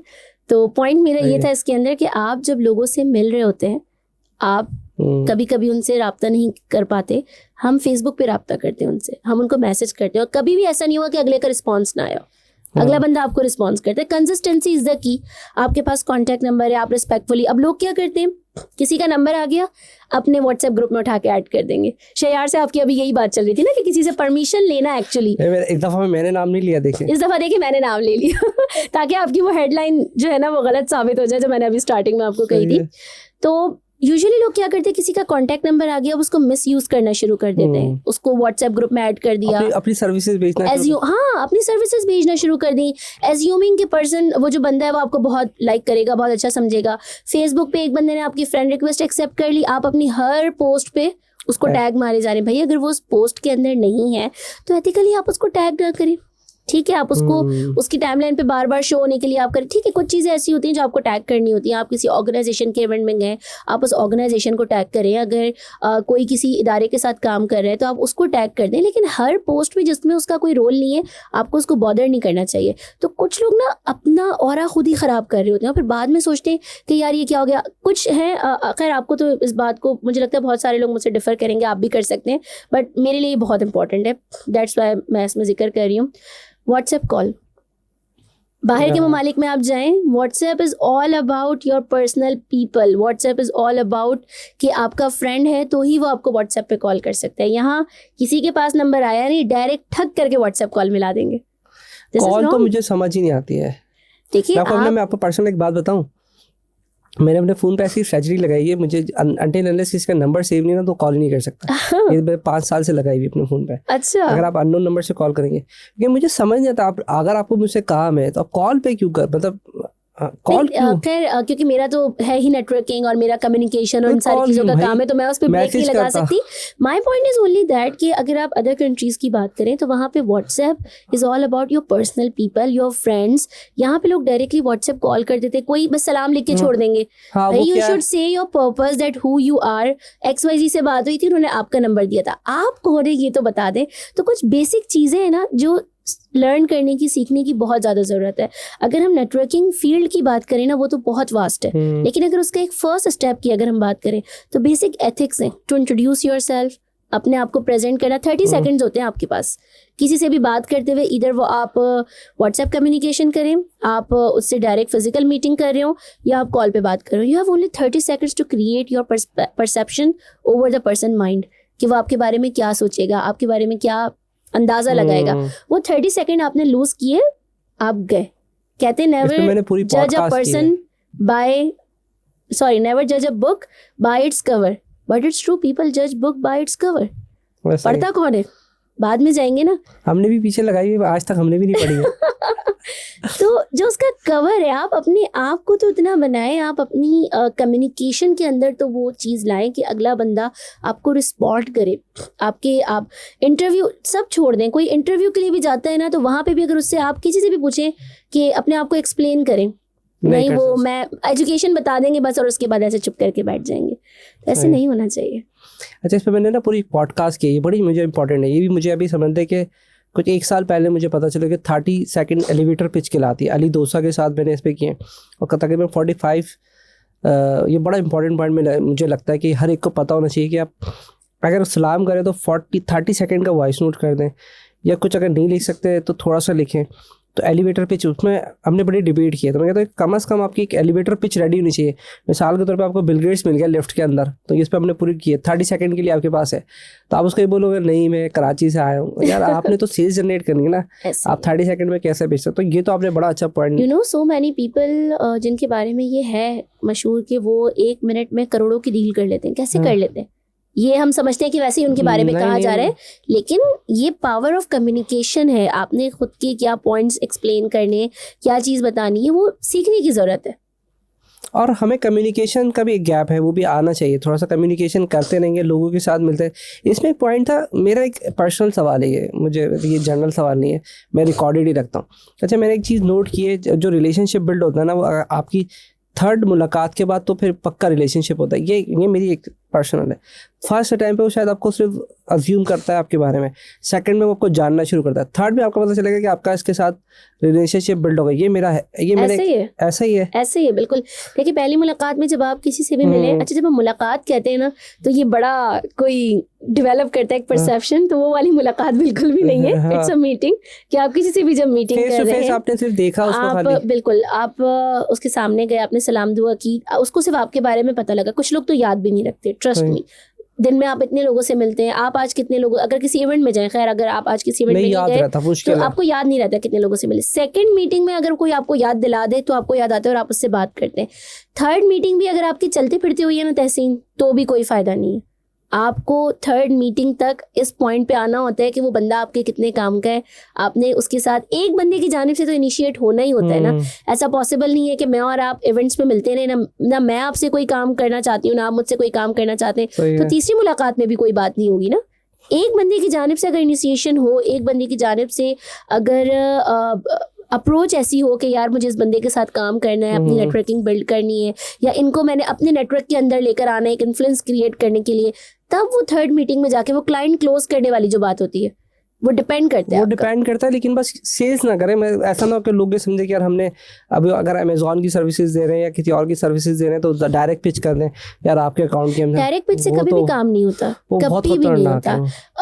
बहुत सारी चीज़ें ऐसी हैं जो आपने देखा ना, आप किसी के साथ जब जाते हैं कहीं पर भी मीटिंग करने के लिए तो यूजुअली कोई बंदा आपसे चाय का पूछता है। बहुत सारे लोग हैं जो जल्दी में चाय का मना कर देते हैं कि हम बस अपना काम कर लें। गलत है। आप कोई भी आपको चाय का पूछ रहे हैं, आप उसको डन करें। चाय बिस्किट भी मंगा ले, फिर वो आपकी मर्जी है। आप बिस्किट मंगवाएं, समोसे मंगवाएं। दो इसके अंदर एक थ्योरीज है बड़ी मजे की हैं। एक तो ये कि आप उसको चाय का डन करें, ठीक है, और जब तक चाय आएगी, चाय बनेगी, आपके पास बातें करने का टाइम मिल जाएगा। चाय आएगी, आप आराम से चाय पिए अपने मुद्दे तक आते हुए, और फिर आप अपनी बात करके उठें।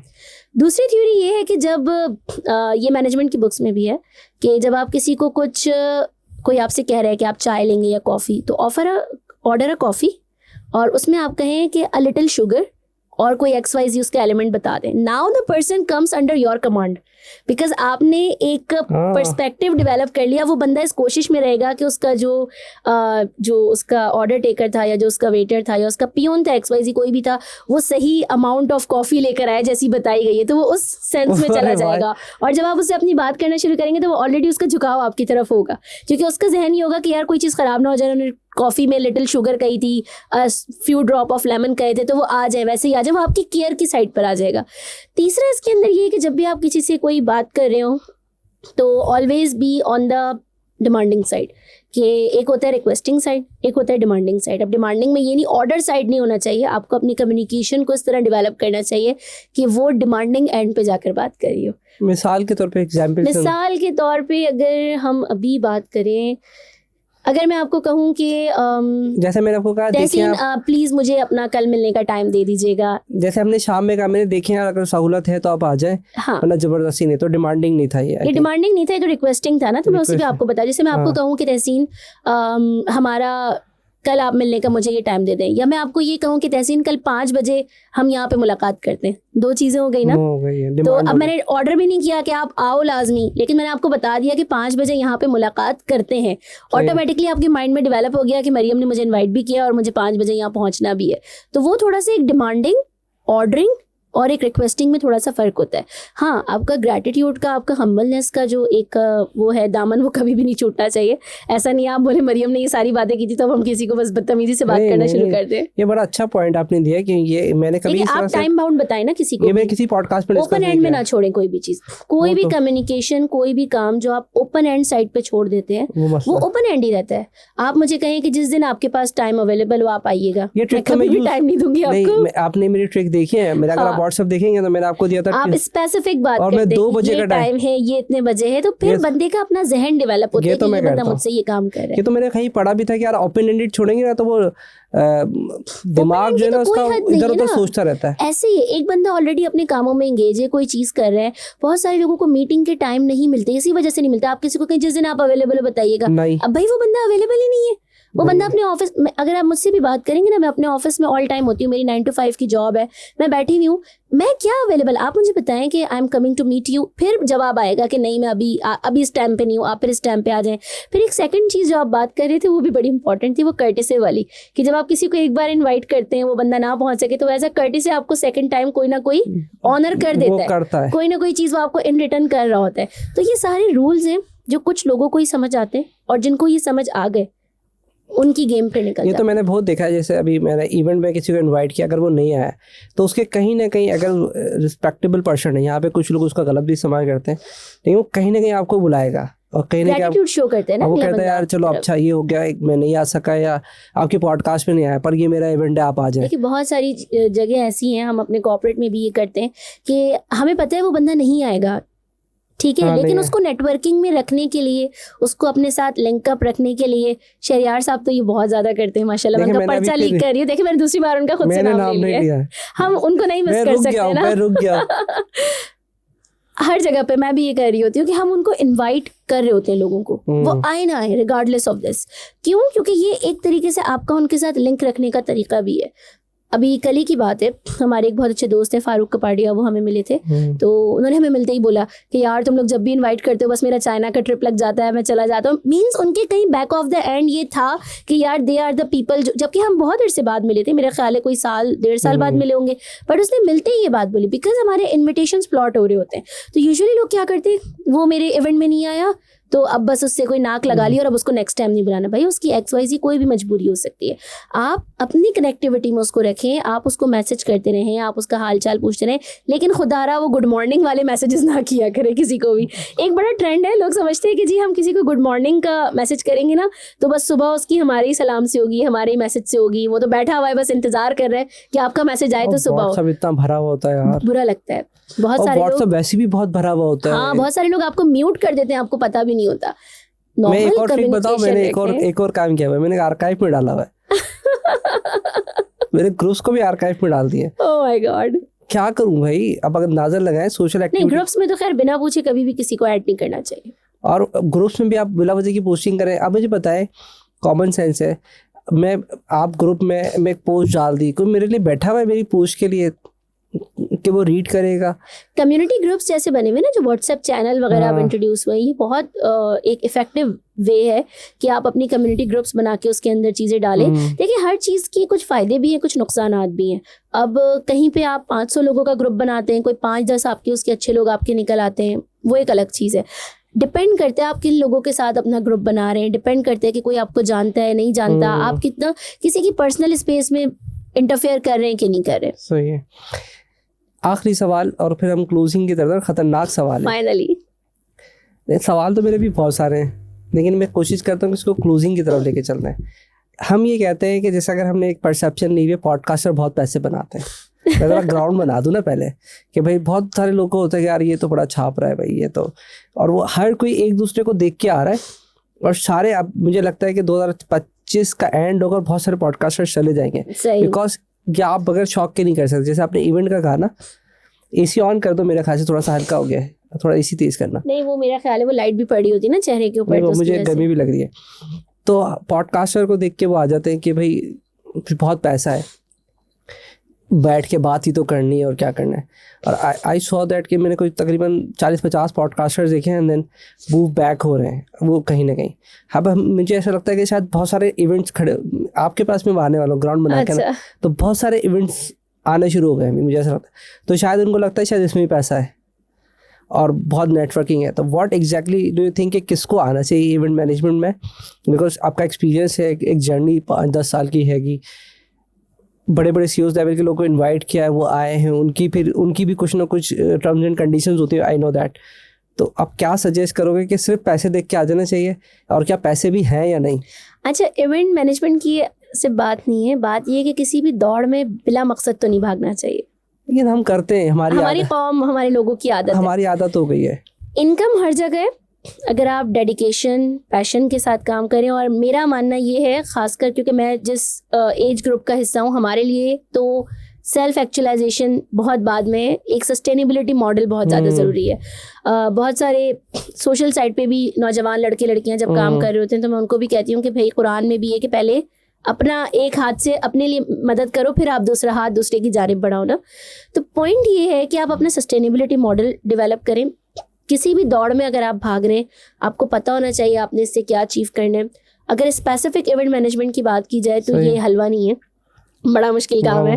आपका अपना सब कुछ स्टेक पे लगा हुआ होता है, ठीक है जी। आप कोई इवेंट जब खड़ा करने की बात करते हैं, आपका वेन्यू, आपके लोग जिनको आप इनवाइट कर रहे हैं, जो स्टेक होल्डर्स आपके साथ, इसमें भी खाला पुप्पी होती है जो नखरे करती है, जिनको बहुत जाके सारे मनाना। मसले होते हैं। फिर उसके एंड मोमेंट पे बहुत सारे इश्यूज हो रहे होते हैं जिनको आपको केटर करना होता है। आपकी टीम आपके साथ सिंसियर हो, जिनके साथ कोई भी एक बंदा अकेले कुछ भी नहीं कर सकता तहसीन, आपकी पूरी टीम होती है जो उस चीज़ को कामयाब बना रही होती है।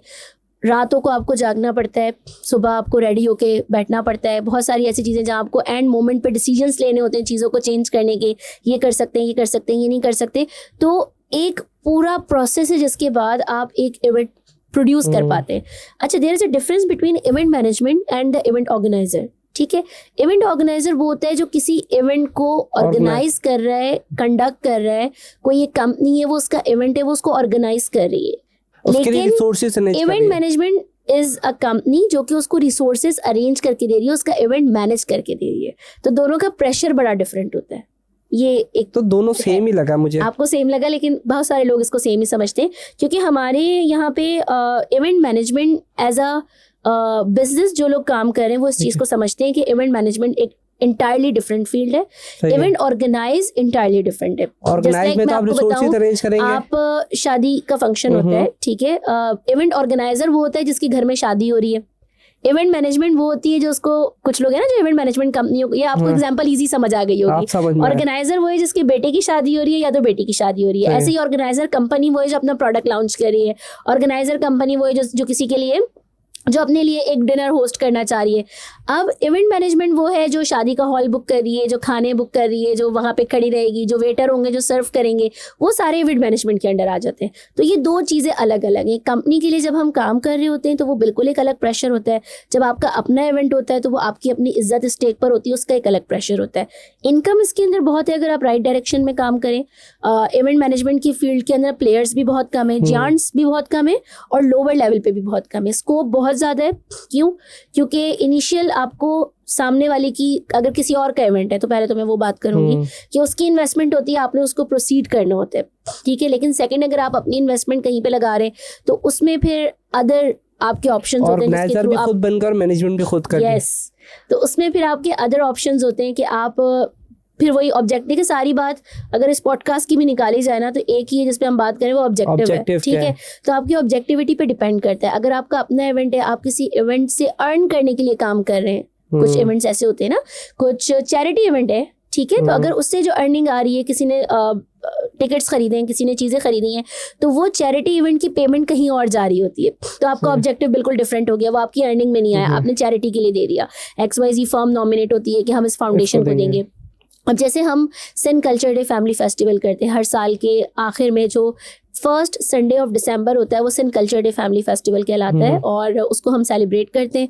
गवर्नमेंट ऑफ सिंध की जानिब से ये अनाउंस्ड होता है। तो उसमें हमारा जो ऑब्जेक्टिव है वो सिंध के लोगों को प्रमोट करना है। हमारा ऑब्जेक्टिव कराची और अर्बन एरियाज़ के दरमियान, अर्बन एंड रूरल एरियाज़ के दरमियान जो एक खला है उसको पूरा करना है। कराची के बच्चे जो अपनी सिंधी सकाफत से महरूम है, क्योंकि देखिए कराची सिंध का हिस्सा है। लाख आप ज़बानों की बात करें, हर चीज़ की बात करें, लेकिन कराची सिंध का दिल है। और सिंध जो भी बंदा सिंध पे पैदा हुआ है वो सिंधी ही कहलाएगा। अब आप उसको और 1000 रंग दे सकते हैं। तो हमारा ऑब्जेक्टिव उसके अंदर इंटायरली डिफरेंट होता है। वहाँ से ख़वातीन को हम यहाँ बिजनेस अपॉर्चुनिटीज़ दे रहे होते हैं। लेकिन अगर कोई इवेंट है जो हम अर्निंग के लिए कर रहे हैं, वो डिफरेंट टाइप ऑफ इवेंट्स हो रहे होते हैं। बिजनेस डेलीगेशन लेके हम दुबई गए, that was part of the earning obviously, कि उसके अंदर हमारा कुछ जो बिजनेस इन्वेस्टमेंट्स हुई उससे हमारी चीज़ें इनकम जनरेट होती है। तो it depends of the objective. अगर कोई भी इवेंट मैनेजमेंट फील्ड की तरफ जा रहा है तो वो पहले तो अपने पोर्टफोलियो को देख ले कि वो कर क्या रहा है। खुद ऑर्गेनाइज कर रहा है, मैनेजमेंट साइड पे भी आना चाह रहा है। अच्छा, कुछ लोग होते हैं जो खुद ऑर्गेनाइज कर रहे होते हैं, मैनेजमेंट को कहते हैं कि आपको हम इतने पैसे दे रहे हैं, आपने इसमें हमें अरेंज करके देने हैं, बाकी जो इनकम है फिर वो उनकी हुई ऑर्गेनाइजर वाली साइड की। हाँ ऐसा भी होता है, आपने देखा ना, इवेंट मैनेजमेंट फर्म्स को हायर किया जाता है, एक हाँ, बजट दिया जाता है, एक बजट दे दिया अगर आपने। एक यूनिवर्सिटी है, उसका कॉन्वोकेशन है, वो एक बजट एलोकेट करती है 2 मिलियन का, और उसने इवेंट मैनेजमेंट को दिया कि 2 मिलियन में आपने एक्सपो सेंटर बुक करना है, इसके अंदर आपने अरेंजमेंट्स ये लगानी है, चीज़ें आप उसके बजट के अंदर डन हो गई। अब वो जो बच्चों से चार्ज कर रहा है, लेट सपोज वो 10,000 पर पर्सन चार्ज कर रहा है, और उसके पास 5 मिलियन का बजट जनरेट हो रहा है, तो 3 मिलियन उसके अपने हो गए एज एन ऑर्गेनाइजर, और इवेंट मैनेजमेंट को उसने 2 मिलियन दिए। तो ये एक और जो मैनेजमेंट की टीम है फिर उसी से 2 मिलियन से अपना निकाले, बजट मिलता है ना आपको, अब उसी में से वो उसी में उसके सर्विस चार्जेस होते हैं, उसी में से वो 5-10% बचा लेगा तो बचा अपनी लेगा। नहीं, कभी कभी जब आप बजट देते हैं, कुछ कंपनीज आपसे मांगती हैं कि इवेंट मैनेजमेंट की अगर हम बात करें तो वहाँ पे कुछ कंपनीज आपसे मांगती हैं जिनके लिए आप इवेंट कर रहे होते हैं कि इवेंट मैनेजमेंट अपने सर्विस चार्जेस लिख कर दे कि आप कितना चार्ज करेंगे। कुछ कंपनीज कहती हैं ये बजट है, हमें ये चीज़ें चाहिए, अब आप इसमें देखें आपने कैसे मैनेज करना है। तो there is a diversified ways of earning. कोई टर्म्स एंड कंडीशन ही लगाते, बस आप डिपेंड करते हैं ना, मैंने आपको कहा अगर आप किसी मल्टीनेशनल के साथ काम करेंगे, उनका अपना एक पोर्टफोलियो है, अपना एक काम करने का तरीका है, अपने एक प्रोटोकॉल्स हैं। अगर आप किसी नेशनल लेवल फर्म के साथ काम करेंगे, अगर आप एजुकेशनल सेक्टर के साथ काम कर रहे हैं, उनकी अलग टर्म्स एंड कंडीशन होती है। बट ज़्यादातर ये होता है जो देखा गया है इवेंट मैनेजमेंट के अंडर कि आपको एक बजट एलोकेट किया जाता है, फिर एक क्वालिटी स्टैंडर्ड सेट किए जाते हैं कि हमें ये चीज़ें चाहिए, फिर वो इवेंट मैनेजमेंट कंपनी का काम है कि वो उसके अंदर से अपने लिए सिक्योर कर सकती है कि नहीं। और दूसरी साइड अदर वे अराउंड ये होता है कि उस बजट के अंदर आपको काम करना होता है, फिर आप अपनी एक फ़ीस साफ साफ बता देते हैं, मेरी 500,000 फीस है, 1 मिलियन फीस है, वो आपको वो फीस पे कर देते हैं और आपसे अपना इवेंट करवा लेते हैं। तो जो कॉन्सेप्ट है ना, जो हम स्टार्टिंग में बात कर रहे थे कि बहुत सारे लोग इवेंट मैनेज करने की साइड आ रहे हैं इनकम जनरेट करने के लिए, तो वो ऑर्गेनाइजर और मैनेजमेंट के डिफरेंस को पहले देखें कि वो एक कंपनी की साइड जाना चाह रहे हैं या वो सिर्फ इंडिविजुअल बेसिस पे अपने इवेंट ऑर्गेनाइज करके खुद अपनी इंडिविजुअल अर्निंग लेना चाह रहे हैं। ये बड़ा इंपॉर्टेंट पॉइंट है। आई थिंक मेरे नहीं ख्याल कि किसी को इतना आइडिया होगा कि मैनेजमेंट की साइड अलग है और वो जो ऑर्गेनाइज करा रहा है। Those who are in the business they know, but those who don't they don't know, उनको नहीं पता। लेकिन आपकी इंग्लिश मैंने देखा, इंग्लिश भी बहुत अच्छी है, और उर्दू आप जब समझा रही थी तो मुझे लग रहा था कि मैं अज्यूम कर रहा था किसी स्टेज पे खड़ी हैं जो क्योंकि सिंध कल्चर वाले अल्फाज आपके बड़ा कोई ऐसा इवेंट जो अभी कहते हो कि जाते जाते कि this was the event in my life, बहुत अच्छा था, मैं चाहती हूँ कि ये होता रहे और अभी भी फ्यूचर में मैं दोबारा इसको हम करेंगे। अच्छा, being TCN the creators network, obviously हमारे बड़े एक्साइटेड इवेंट्स होते हैं। हमारी जो TCN के अंडर जो माशाल्लाह 500+ CEOs एडेड हैं जो डिफरेंट ममालिक से भी ताल्लुक़ रखते हैं, उनके इवेंट्स हो रहे होते हैं, एक्टिविटीज़ हो रही होती हैं, तो सारी चीज़ें हमारे दिल के बड़े करीब है। Annual fellowship dinner you already know कि वो हमारा सबसे बेस्ट ऑफ बेस्ट इवेंट होता है। फिर ई-कॉमर्स गेटवे पाकिस्तान के साथ हम लोग एक ITC एशिया VIP लाउंज का एक सेगमेंट कंडक्ट कर रहे होते हैं, वो बड़ा ज़बरदस्त होता है। बट मेरे जो दिल के करीब है वो Sindh culture day family festival है, क्योंकि हम अपने कल्चर को सेलिब्रेट करते हैं। उसके अंदर हमारा जो मेजर ऑब्जेक्टिव होता है वो सिंध की सकाफत को उजागर करना होता है। हमारा मेजर ऑब्जेक्टिव लोगों को आपस में मिलाना होता है। और हर साल के आखिर में ये इवेंट करने के बाद वो कहते हैं ना, आप फिर एक आराम से साइड पे बैठते हैं, तो हम वाकई ये हमारा है, जबकि चूँकि हमें नहीं बैठना चाहिए, हम अमूमन ये बात डिस्कस भी करते हैं कि हमें काम की स्पीड को उसी तरीके से रखना चाहिए, लेकिन हम एक छोटा सा ब्रेक लेते हैं वो Sindh culture day family festival करने के बाद, जिसमें हम रिलैक्स करते हैं और फिर जनवरी फरवरी से हम दोबारा अपने काम शुरू करते हैं। तो वो इवेंट मेरे दिल के बहुत करीब है। अल्हम्दुलिल्लाह 4 साल हो चुके हैं, अब इस दफ़ा 5वां साल होगा। नहीं इंशाल्लाह बहुत बहुत अच्छा और बहुत ही ऑर्गेनाइज होता है, मैंने देखा भी है। इस दफ़ा तो मेरी तस्वीर भी लगी हुई थी कि इसमें मैं गेस्ट आ रहा हूँ, बिल्कुल मुझे भी उन्होंने दिया था। तो फ्यूचर में कोई प्लान इवेंट्स के अंदर कोई आइडिया? फ्यूचर में we are expanding our horizon into the Gulf countries. हम अल्हम्दुलिल्लाह एक बिज़नेस डेलीगेशन ऑलरेडी 2024 में लेके जा चुके हैं गल्फ़ कंट्री में, UAE में, और वहाँ पे हमने कुछ गवर्नमेंट के साथ कुछ इनिशिएटिव्स किए। हमने अल मकतूम ग्रुप के साथ काम किया है, और अभी इंशाल्लाह अपकमिंग हम 2 गल्फ़ कंट्रीज़ को टारगेट कर रहे हैं, जिसमें हम पाकिस्तानी बिज़नेस डेलीगेशंस को लेके जाएंगे। क्योंकि वैसे तो लोग जा रहे हैं, लेकिन एक प्लेटफॉर्म के थ्रू जब जाना होता है, आपकी एक बिज़नेस मीटअप्स होते हैं, तो उसको फैसिलिटेशन करने में आपको एक नेशन प्राइड भी मिलता है कि आप अपनी नेशन के लिए भी काम करें, और साथ ही अदर कंट्रीज़ के अंदर फिर आपकी एक रिकॉग्निशन भी बढ़ती है। तो वी आर एक्सपेंडिंग इंशाल्लाह। कोई फ्यूचर में प्लान किया इस तरह का मैं इवेंट ऑर्गेनाइज करना चाहता हूँ? मैं एक एग्जांपल देता हूँ कि एक बड़ा सा इवेंट है, लोग हेलीकॉप्टर से आ रहे हैं, जैसे वो अभी रिसेंटली इंडिया के अंदर हुआ था, बड़े लोग आ रहे हैं, डिफरेंट कंट्री से आ रहे हैं। कभी ख्वाहिश पैदा हुई है कोई? हमारे एनुअल फेलोशिप डिनर में 2 से 3 कंट्री से तो लोग आ रहे होते हैं, लेकिन एक मेरी विश है कि हम इंशाल्लाह कुछ ऐसा प्रोग्राम करें कि जिसमें वो कहते हैं ना कि मैं इसको कैसे आपको बताऊं, विश तो नहीं उसको कहेंगे, उसको ये जरूर कहेंगे कि कुछ पक रहा है, मेरा ख्याल है उसको भी डिस्कस नहीं करना चाहिए मेरे मैं बता तो मेरा एक पकड़ा पता है, क्योंकि वो अगर आउट हो गया तो फिर वो हमारा प्लान रह जाएगा। वो आप बहुत जल्द देखेंगे वो कुछ ऐसी चीजें जो जब पकेगी जब आगे जाएगी तो बड़ा उसका आप फिर वरना लगा देंगे ना कि इस पॉडकास्ट में मरियम ने अपने 5 साल का विजन बता दिया, तो मैं बताना नहीं चाह रही। मेरे एक दिमाग में चला कि मैंने रिसेंटली दुबई में देखा था 1 बिलियन का एक इवेंट था। उसमें उन्होंने बहुत अच्छा था, जितने इन्फ्लुएंसर्स है दुनिया के उन्होंने एक जगह किया था, वो मुझे बहुत अच्छा लगा था। मैंने कहा पाकिस्तान की जितने इन्फ्लुएंसर है ना वो एटलीस्ट सब जगह आए और लोगों को पता हो, क्योंकि बहुत सारे इन्फ्लुएंसर हमें नहीं पता, कैटेगराइज करें, उनकी कैटेगरी करें कि ये इस कैटेगरी की, ये इस कैटेगरी, एंड देन हम उनको अप्रिशिएट करें। लेकिन उसके लिए पैसे बहुत चाहिए, क्योंकि वो इतने बड़े बड़े इन्फ्लुएंसर है, फ्री में तो आएंगे नहीं। तो ये आइडिया एक मेरे पास भी चल रहा है कि यार एक बड़ी जगह लेके करना चाहिए, एटलीस्ट लोगों को पता हो कि अगर वो इन्फ्लुएंस हो रहे हैं। तहसीन, सोचने की तो कोई हद नहीं है ना, आप आइडियाज जनरेट करें। दुनिया में कोई ऐसी चीज नहीं है जो आप सोचें और वो मुमकिन नहीं हो चुका है, वो हो चुका है, लेकिन पैसे का मसला है, पैसे का गेम है ना सारा। नहीं, हम जिस चीज़ के ऊपर काम कर रहे हैं, जो हम आगे करने जा रहे हैं इंशाल्लाह, उसको रजिस्टर्ड तो करवा चुके हैं हम बीइंग TCN। उसके अंदर हम कुछ पाकिस्तान की कुछ कंपनीज को मिलाकर कुछ एक ऑरा जनरेट कर रहे हैं, जो कि यहाँ पे नहीं, वो इवेंट हमारा बाहर ही होगा और उसके ऊपर वर्किंग चल रही है। इंशाल्लाह बहुत जल्द लॉन्च हो जाएगा। नहीं इंशाल्लाह मैं भी उसका पार्ट रहूँगा, इंशाल्लाह ज़रूर, क्योंकि मैंने छोड़ना नहीं है। मैंने कहा पार्ट तो रहना है TCN का।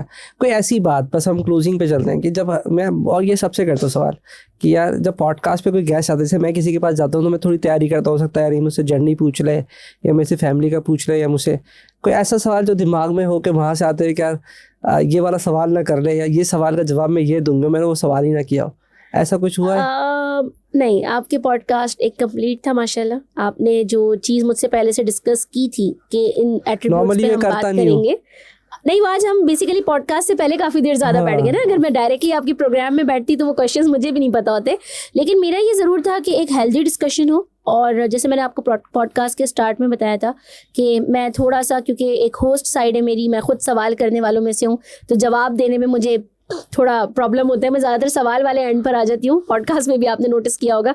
But thank you so much for inviting, और एक अच्छा हेल्दी डिस्कशन रहा।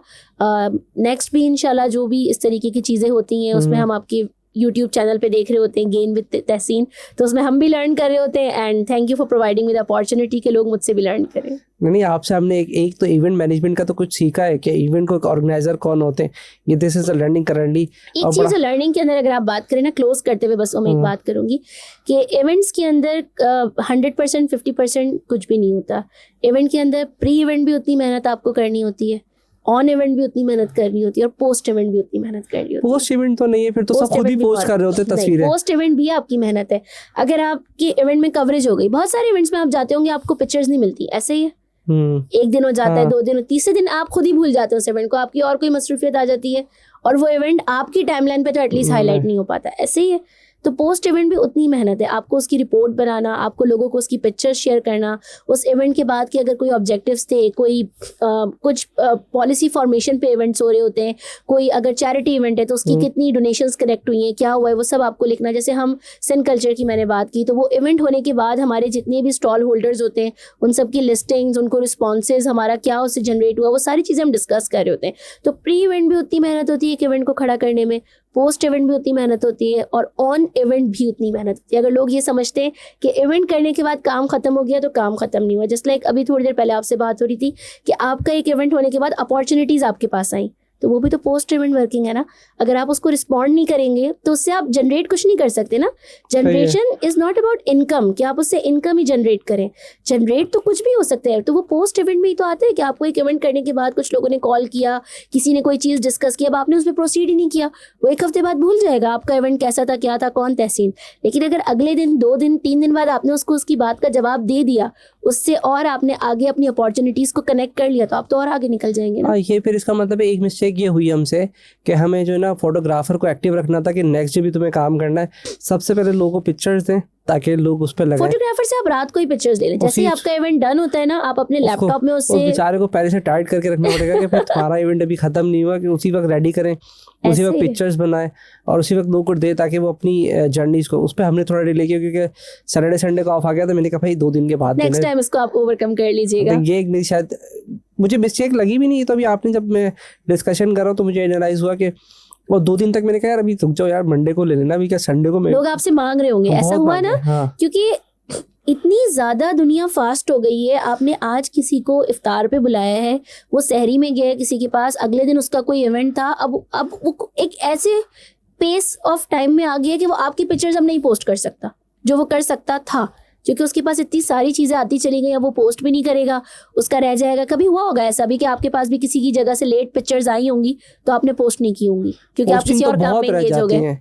पोस्टिंग तो मेरी बहुत रहती हैं। जैसे आपके साथ मैं डिस्कशन कर रहा था तो मैं इतना ज़्यादा इन्वॉल्व था, मैंने एक भी पिक्चर नहीं लिया। पता है, मैं जब घर आया तो मैंने कहा यार पिक्चर्स तो ली नहीं है मैंने क्योंकि पहले मैं आपके साथ डिस्कशन में था, क्योंकि मेरा ना जब मेरा ये पॉडकास्ट भी मुझे कमेंट मिलता है, जब मेरे दिमाग में कुछ चल रहा होता है ना तो मुझे कुछ नहीं दिखता। ये अच्छी बात है। तो मैं बोलता यार यही वाला सवाल, फोकस रहना चाहिए अपने तो काम मेरा ना यही होता है। तो मैंने कहा यार ये सवाल कर लूँ, हमने खाना भी देखा होगा कि बस नहीं था, लेकिन मुझे सवाल के जवाब दे दे बस पहले आप खाली।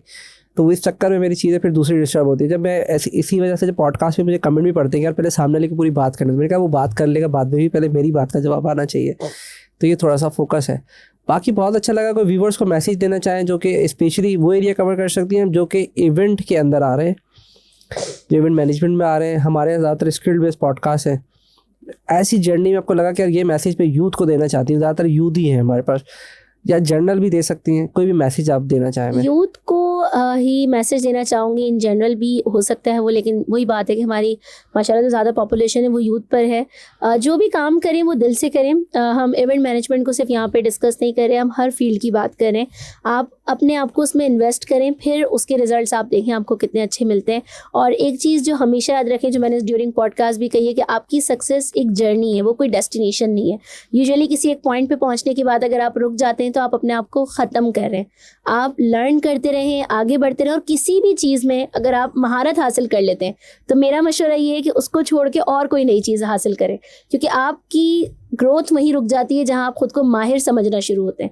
माहिर ना समझें, चीज़ें चेंज करते रहें, आगे बढ़ते रहें, आप देखें दुनिया में आप बहुत कुछ कर जाएंगे इंशाल्लाह। मैं आपकी उससे बताता हूँ, जिसे आपने कहा लर्न करते रहें।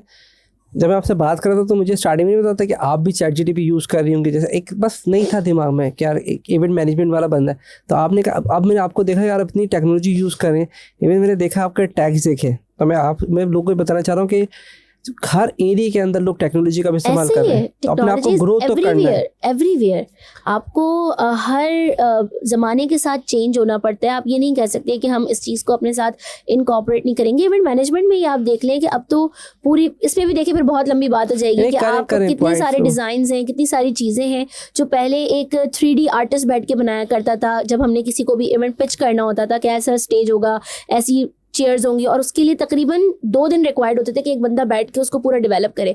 अब आप अपना सिर्फ आइडिया दें, वो आपके सामने बन के आ जाता है, और काम आसान हो गया ना, आसान हो गई ये चीज़ें। तो मेरा तो चैनल टेक्नोलॉजी का यूज़ हर जगह है। मेरा तो चैनल का ऑब्जेक्टिव होता है गेन विद ऐसी नहीं कि कुछ ना कुछ। तो मैंने भी आपसे बड़ी चीज़ें सीखी कि यार इवेंट मैनेजमेंट की टाइप सीखी, फिर ऑर्गेनाइजेशन के बारे में सीखा। इवन मैंने ये भी देखा कि अगर इवेंट्स भी करना है या कोई भी इंडस्ट्री में, ये नहीं कि अगर आप बिजनेस कर रहे हैं, सोशल एक्टिविटी कर रहे हैं, तो अपनी टेक्नोलॉजी का इस्तेमाल करें, AI का इस्तेमाल करें, अपने आप को फास्ट करें, इंप्रूव करें, बिकॉज लोग अभी तक हर वो चीज़ जो आपको हेल्प कर सकती है ना, आप उसको ऐड करें। किसी की भी बैक पे ना जाएं, कोलैबोरेशन के साथ आगे बढ़ें, लोगों के साथ जुड़ के चलें, आपको बहुत हेल्प मिलेगी, आपके काम आसान होंगे। और मेरे ख्याल से हमारी पॉडकास्ट अब ख़त्म हो जानी चाहिए, कि अच्छा खासा हमारा डिस्कशन है। बहुत अच्छा लगा आपसे बात करके, और मुझे शायद स्टार्टिंग में नहीं था कि शायद हमारी लॉन्ग डिस्कशन होगा। मैंने कई आइडियाज़ आपके साथ डिस्कस किए। मैंने भी शरियार भाई का नाम नहीं लिया, मैंने शरियार भाई के साथ और आपके साथ, दोनों के साथ मैंने आइडिया डिस्कस किए। और कहते हैं ना कि अच्छे लोगों के साथ बैठेंगे तो वैसे हो जाएंगे। तो मैं लोगों को भी कहता हूँ कि आपके साथ कनेक्ट करें, और कोई सवाल हो तो वो आपके साथ, आपका अगर आप इजाज़त देंगे तो हम प्रोफाइल लगा देंगे। बिल्कुल श्योर। जो इवेंट्स में मैं कहता हूँ कि यार आपसे तो कोई एक वॉइस की भी ट्रेनिंग आपको कर देनी चाहिए। जैसे आप बोलती हैं आज के जो हमारे गेस्ट हैं वो जो साउंड है, तो आप मैं आपको रिकमेंड करूँगा कि आप उसकी भी कोई ट्रेनिंग दे दें इंशाल्लाह, कि लोगों को आइडिया। क्योंकि कुछ लोग होते हैं, जैसे मेरे जैसे लोग होते हैं, जो सीखे बगैर मतलब फॉर्मेट को फॉलो करते हैं। तो एक मैं आपसे रिक्वेस्ट करूंगा कि आप मुझे एक ट्रेनिंग नहीं, I am telling you are doing very good. आप पता नहीं कि अपने आप को बार बार ऐसा कहते रहते हैं कि मुझे ये नहीं होता या ऐसे नहीं होता। You are doing very good माशाल्लाह। पॉडकास्ट का जो एक प्रॉपर पैटर्न है, स्पेसिफिकली एक कैजुअलिटी, वो आपके अंदर बहुत है। कैजुअलिटी नहीं, वैसे कैजुअलिटी तो कुछ और हो वो तो जाती मुझे है। करते करते आदत हो गई ना, करते करते मुझे आदत हो गई। तो और अच्छा मेरे पास टाइम बाउंडिंग का भी नहीं है ना इशू, क्योंकि मैं बोलता है सुकून से बैठे हैं बात करें, कोई ऐसी चीज़ रहना चाहे। लेकिन मुझे लगता है कंप्लीट हो गई आज तक के लिए। अगर कोई भी होगा सवाल तो मैं आपको दोबारा ज़रूर बुलाऊंगा इंशाल्लाह, for sure Tahseen. Thank you so much for Thank you so inviting. much. अपना बहुत ख्याल रखिएगा। आपके व्यूअर्स के लिए भी मेरा ये मैसेज, अपना ख्याल रखिएगा। अल्लाह हाफ़िज़। अल्लाह हाफिज़।